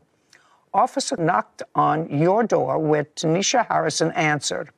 We informed her of the incident next door, and she confirmed her dog was in the house, as well as the dog had managed to slip out the back door, which led to the incident with Ferguson. Harrison was apologetic about the incident, and due to the fact that it appeared to be an isolated instance, no citation was issued. An unknown amount of time passes before I was contacted by Ferguson with regard to the incident, where I learned that Max had actually been injured. Max is your dog, that had been injured as well, and that there had been previous issues involving Harrison's dogs getting loose. After learning of this being an ongoing issue, I informed Ferguson to call and report the dogs at large at any time she sees them off their own property, so we could establish a pattern of offenses. That's the police report. You have a different report? No, I have that same report. Yeah, okay. I don't even have to, your dog is okay now. Yes. It was taken to the vet by somebody else. All right. Miss Harrison, as I said, you get the impression that I think that your negligence in keeping these two pit bulls in your house with small children is problematic. You understand that. And I understand all you pit bull lovers out there, you're going to write me nasty notes. Don't bother. I don't read them. Your dog has now caused injury to somebody. If your dog causes injury again, this lady is going to know about it because she's still your neighbor, or did you move? I still live there, yes. And you still live there? Yes. So she will know. So hopefully when one of your dogs decides to act out again, it's not with one of your 8-year-olds. Now, I know that you think that that's impossible. If I knew you better and if I wanted to get to know you better, which I don't, I would take you into my office and show you a drawer full of articles that people send me about their grandchildren, their neighbor, their parent, or themselves who have been seriously injured or killed by a pit bull. I never knew anybody that got killed by a Shih Tzu. Never. So you choose to have a dangerous animal in your house. That's totally your bag. She's suing you for $6,500. If the court could award her more than that, which I can't, I would. If you work for an insurance company and you give quotes for insurance, you should have renter's insurance. So, well, I don't know why you're smiling. You're such an idiot. Did you see how much damage to her leg your dog caused? Did you take a look at it? I want you to think about one of your 8-year-olds having a bone come through their leg. Your Honor. Caused by listen to me, caused by somebody else. You see that stupid smile that you have on your face? I don't think that it's funny that she got hurt, but my dogs are not vicious. I just cannot agree with that. My dog did not cause her any. There's no reason. If she fell, that was on her own time. I'm just telling you, stupid. You wrote to me what you saw that afternoon. You said she got frightened and she turned away to run away from my dog that got out from an unlatched door. That's what you wrote here. And I'm telling you that that's the law. But for your negligence in letting that dog out of the house unleashed, just a second. I don't care. But for your negligence in allowing the unleashed dog out of your house, she would not be injured. And if you don't get that, I'm really sorry. And I'm sorry that you had 3 children, because I hope that they're smarter than their mother. This case is over. $6,500. Judgment for the plaintiff. We're done. This court is adjourned. Thank you, Your Honor. My dogs are not vicious, and I just cannot agree with the way that it turned out. I'm happy with it. I definitely need the money to help me with my medical bills. The dog did not touch her dog, which she is claiming my dog attacked. He had 3 puncture wounds. My dog did get out the door, but the dog did not leave my property. I wish Tanisha well. She's actually a very sweet lady and going to try to be good neighbors. We're going to continue our daily life. I'm just happy my dog's around. You know, every jurisdiction has a list of dogs that statistically are the most dangerous. So first, I don't understand why you would choose a dog that is one of the top 5 in every jurisdiction, most aggressive dogs that have caused more injury, that have had more lawsuits, that have had more hospital reports of injuries, more coroner's reports of death. Yeah, and that's the risk that they take. And I feel like people don't think of situations like we just saw as frequently as they do the direct bites or incidents directly dealing with their pit bull. The defendant here was trying to make her point that my dog never touched her, my dog never touched her. Well, she was still a plaintiff as a result of your dog, like you said, setting off this chain reaction. So although your dog might not have bit her or broken her leg by biting on her leg and snapping it off, that doesn't matter. It was still as a result of your negligence in letting your 80-pound, all-muscle pit bull that you know more than half the population is afraid of, that caused all of this to unravel. Yeah. And what I couldn't understand was the inappropriate smile. An incident involving your dog, whether you agree or don't agree with my decision, you have to appreciate the severity of it. She actually saw her, according to her, saw her injured. Plaintiff said, no. It was a guy who came out. So I actually don't believe much of what she said anyway, because either she lied in court or she lied in her affidavit. Either way, she lied, and she's stupid for having those dogs around twins who were then 3 years old. Sorry. So you were cooking tacos. You started to yell because he was getting his food first. I was raised out in my house, lady eat first before men. That's when our mom started tripping. This woman punched me in my face twice. He supported your family. Yes. You were eating tacos that he bought. Yeah, but that might have entitled him to take his food first. This is Judy Justice. Daniel Denham is suing his ex-girlfriend, Tamra Hoffbauer, and her daughter, Danae Outlaw, for an unpaid loan, unauthorized debit card charges, and a false arrest. Court come to order. All rise. Have a seat, please. Judge, case 3177, Denham versus Hoffbauer, outlaw. Thank you. You're welcome. Your last name is?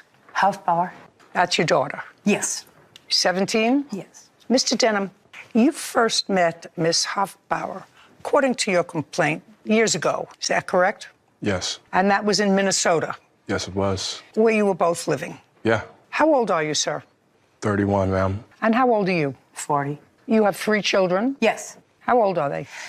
15, 17, and 19. How old were you when you met the defendant? 19. And how old were you? I was 30, 31. Doesn't all add up, but close. And you had a physical relationship. Is that right? Yes. Then you moved to California. Yes. In what year did you move to California? I moved out of town first, and then I later moved to California right after. But that was about like 8 years into that. Okay. And then somehow you and Miss Hoffbauer reconnected. When was that? I was around, it's like November of 2022. It was the year of 2022, I know that for sure. I'm not quite sure of the date, but it was in... You reconnected how, on the internet? Yes. And according to what I read, you came close again, and you decided that you would move back to Minnesota, where Miss Hoffbauer lived with her 3 children. Is that right? Only under the conditions of what I was doing for her, of course. All I made was a stark statement, which was you decided to go back to live in Minnesota with Miss Hoffbauer and her 3 children. My apologies, yes. And she didn't have any money. She had lost a job, she says. She was struggling financially. Where were you living, Miss Hoffbauer, when you were having this internet romance with the plaintiff? In 2022, No.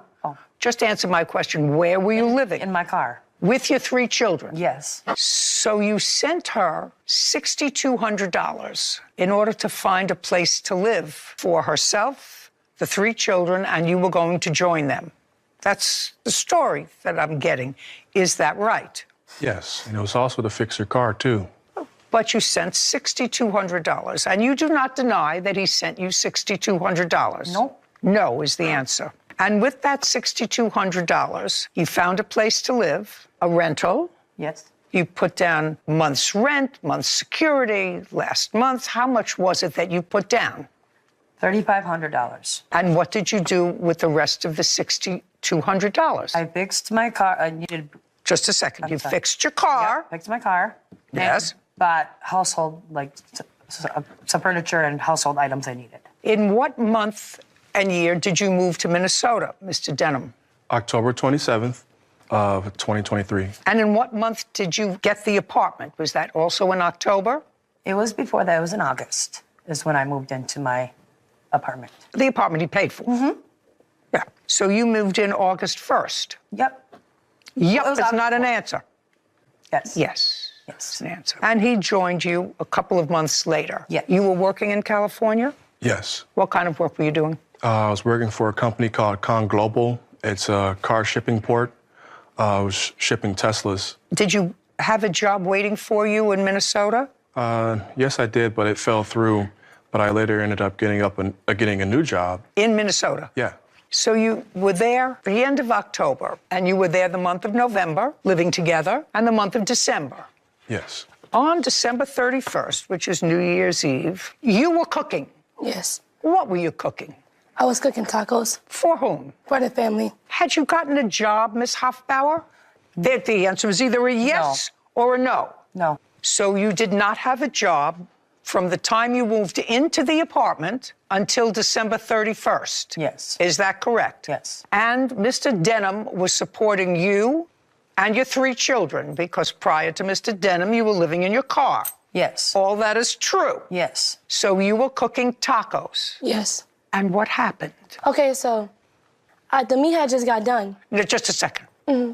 You were cooking tacos, and what happened? And he got up to get his food first. To get his food first? Yes. And? I had felt some type of way. You speak slowly so that I can hear you. I had felt some type of way when he got up to get his food first. Because What did she say? She felt some type of way when he got up first well, to get his food. What kind of way? Don't speak. What kind of way did you feel when Mr. Denham got up to get his food first? And I want you to speak slowly so I don't have to use an interpreter. I felt like aggravated, because I feel like he shouldn't have got his food first. That he should not have. No, because I was raised, and I was raised that in my house, the lady eat first before men. That's how I was raised. And I felt some type of way when he got his food first. Okay, so you were annoyed, some type of way. Yep. An unhappy type of way. Mm-hmm. An unhappy type of way when he went to get his food first, right? Mm-hmm. Uh-huh, it's not an answer. Yeah. Yes is an answer. Daniel Denham claims his ex-girlfriend, Tamara Hoffbauer, and her daughter, Danae Outlaw, owe for an unpaid loan and unauthorized debit card charges. Tamara is countersuing Daniel for an assault. Okay, so what did you do? What did you do? I walked away after, and then he started arguing with my mom. No, you said something. Look at me. Turn your body around, look at me. What did you say to him when he got up to get his food first? I said, you shouldn't be able to get your food first. And then I said, you shouldn't be able to get your food first. I was yelling, I was mad. I was like... You were yelling and you were bad. Mm-hmm. Just a second. That's better. Mm-hmm. Because it's like I was there, right? Like I have a camera inside. Yes. So you started to yell at Mr. Denham because he was getting his food first. Yes. I want to ask you this question. You had now lived in the household with Mr. Denham for 2 months. Yes. Had you ever heard your mother and Mr. Denham arguing? Yes. What did they argue about? Money. What was the argument about? It was about him trying to say that my mom has to give all the money that he gave to my mom back to him. Okay, so that they were arguing about this $6,200. Yes. That he said, you have to give that back to me. Yes. And your mom said... My mom said that she didn't... No. Think. He said, you have to give that money back to me. Yes. And your mom said what? No. No. And that's what they argued about. Mm-hmm. Yes. Yes. So now you're telling me he's got to wait to eat dinner. Yes. And you were yelling at him. Yes. You yelled at him first? Yes. And then what happened? After I yelled at him, he went to the bed to sit back down to eat his food. And then that's when my mom stepped in to defend me because he was still arguing with me. Well, just a second. He sat down Yep. on the bed to eat his food. Yep. Yes. And then your mother came out and he's sitting eating his food. Yes. And what did your mother say to him? Nothing, because we were still arguing. Me and him were still arguing. What were you arguing about? He was eating. He was eating, and he also said that he spent $50,000 on me by myself. That's what made me really mad, because I don't like when people throw money in my face. And then he was trying to throw money in my face, trying to say he spent all the money on me, and he never spent nothing on me. Well, you were living in a house he paid for. You were eating tacos that he bought. Yeah, but... You were living in Minnesota in December, where it's very cold, and he was paying for the heat, right? You were driving around in a car that wasn't working, that your mother had fixed with his money. Yes. All of those things are true, right? Yes. Okay. That might have entitled him to take his food first. So he's sitting and eating. Your mother comes over to defend you because you're yelling at him about he's taking his food. Yes. And then what happened? And then after that, him and my mom started arguing. Okay. Was he still sitting on the bed eating his food? So he's sitting. Is your mother standing or sitting? She's sitting on the bed, too. So she's sitting on the bed, and she's yelling at him, and you're yelling at him. And then I went in my room, and then I let them argue, and then they were both yelling, and then that's when they got, I don't know what happened, because I didn't see him slap my mom really like that. I went in my room, and then he just slapped my mom, and then that's when I came out there. Well, you said you didn't see that. No, I didn't really see, Just a second. You said, I didn't see that. No, I ran in my room, after I heard a little bit of it going on, I ran back out there. And that's when I ran out there to call the police. I ran in the hallway, called police, and he ran out there after me, and he snatched my phone out of my hand and hung up the phone and said, "Don't call the police." And then after that, I ran into the neighbor's house and called the police for them to come, because he was trying to take my phone. And said, "Don't call the police," when he slapped my mom. You didn't see that? No. Now, somebody have a police report? I do. I'd like to see it. You have the district attorney's dismissal of your case? I wasn't able to obtain it. Okay, but it's over. Yeah. Your case is over. It was never tried. Did you speak to the police that day? Yes. Well, you just told me a story, then the first couple of lines of the police report are different from the police. I'm just telling you. Yes. The first few lines of the police report are different. You said you were raised that a man doesn't take his food first, they eat last.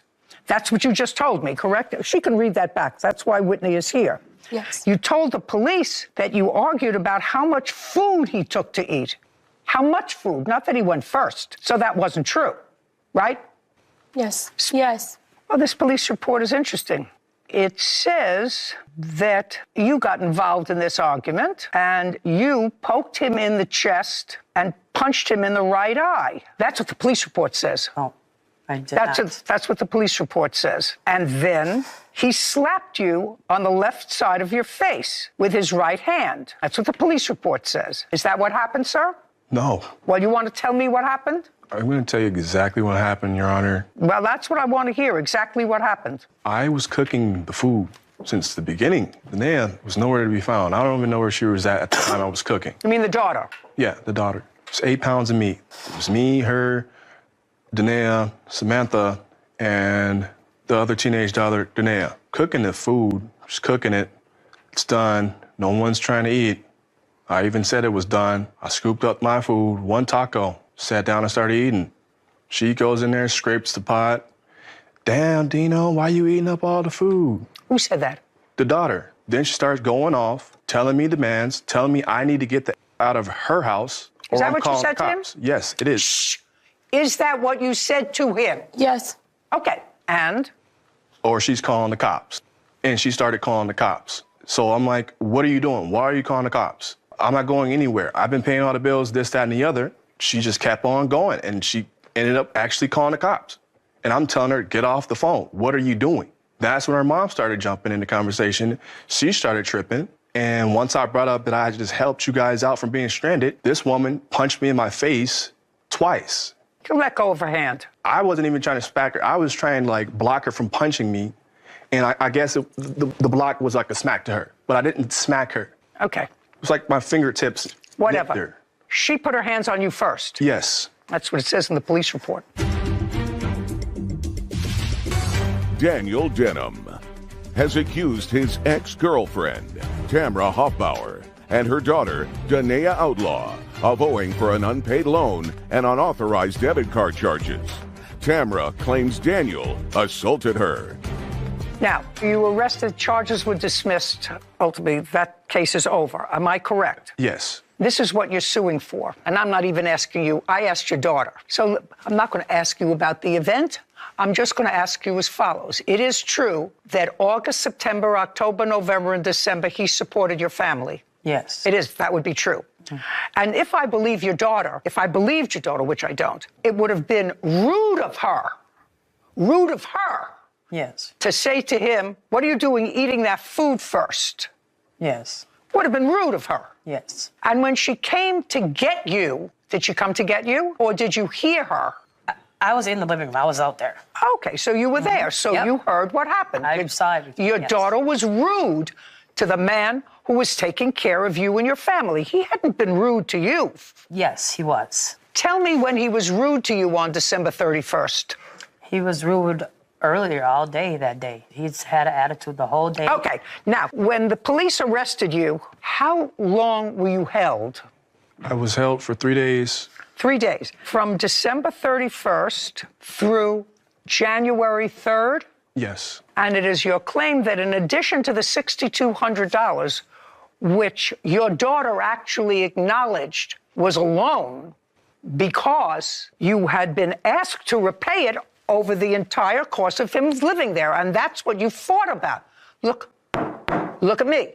That's what they fought about. Your mother returning the money that he had sent her to get started with her children. They fought about that. Yes. That's what you said before. Yes. Now, between December 31st and January 3rd, when you were released, were there charges made on your credit card? Yeah, he spent all my money. Just a second. Well, I would like to see that.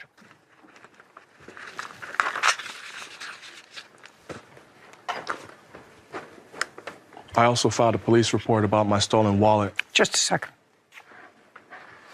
So now I'm going to ask you a couple of questions, Ms. Hoffbauer. Between December 31st and January 3rd, did you take any money or use any property that belonged to the plaintiff?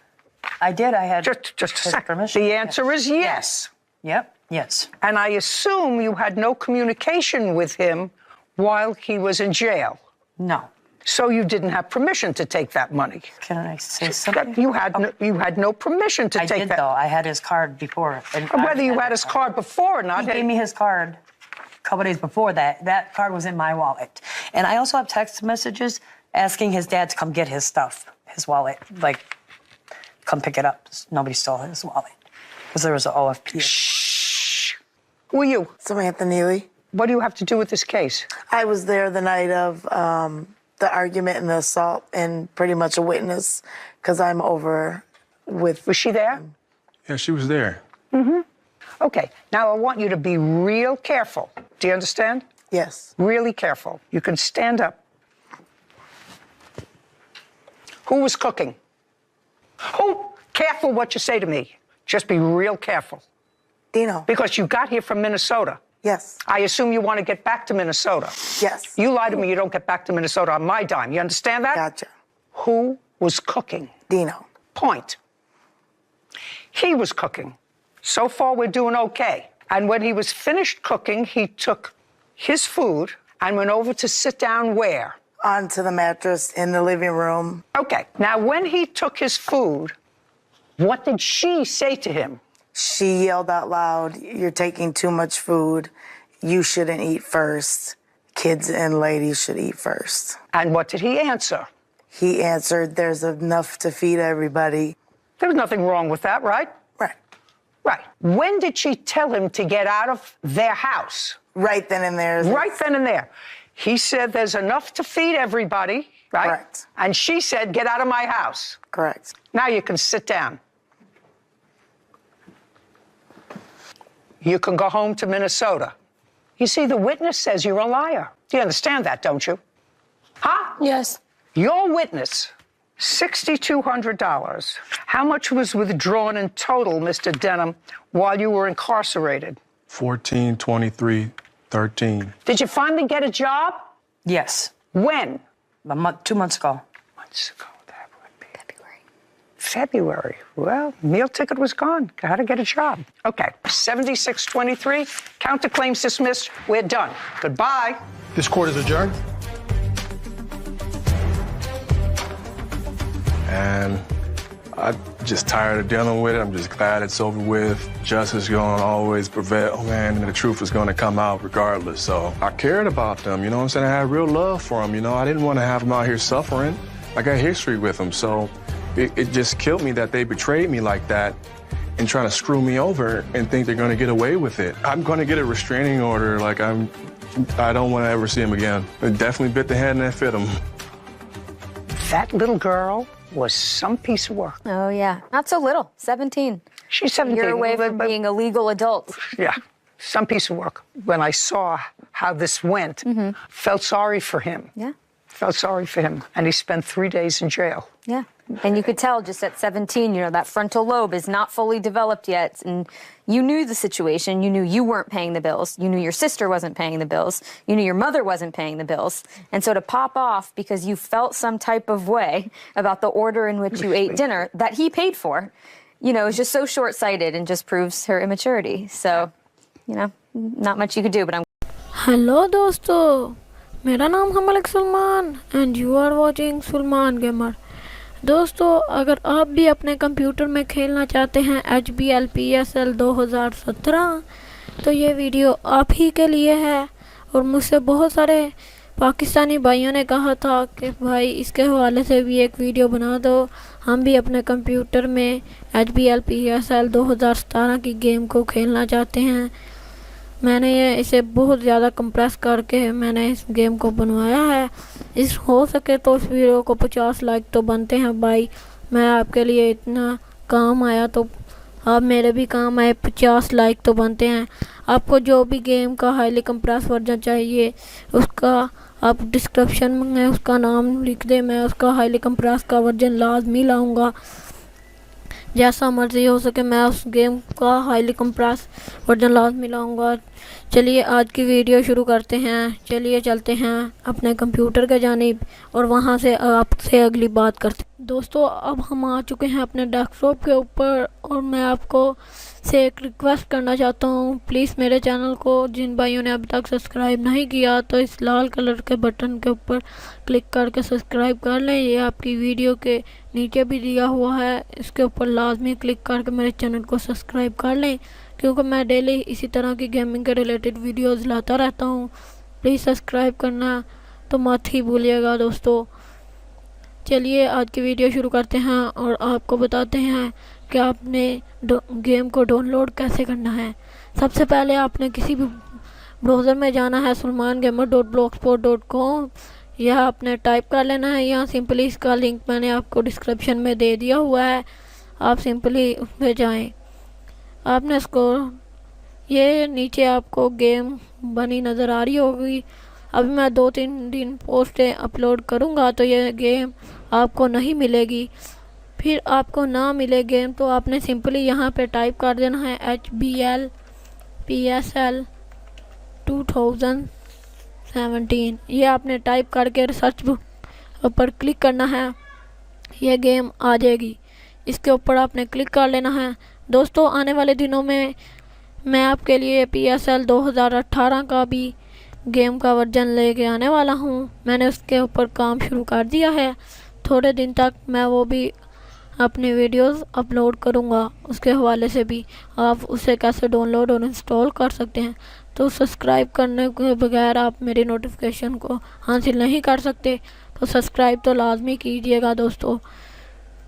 आपने scroll down करना है और नीचे आपको एक downloading का button बना नज़र आएगा. आपने सिंपली इस डाउनलोड के बटन के ऊपर क्लिक करना है.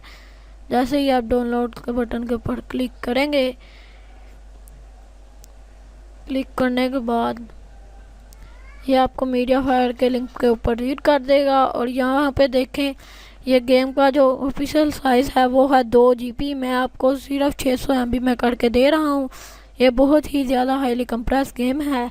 आपने सिंपली इसके ऊपर डाउनलोड के ऊपर क्लिक करना है और जैसे ही आप डाउनलोड के बटन के क्लिक करेंगे या आपको जो भी डाउनलोडिंग का मैसेंजर होगा वो आपको डाउनलोड का मेन्यू दे देगा। आपने सिंपली स्टार्ट डाउनलोड के ऊपर क्लिक करना है।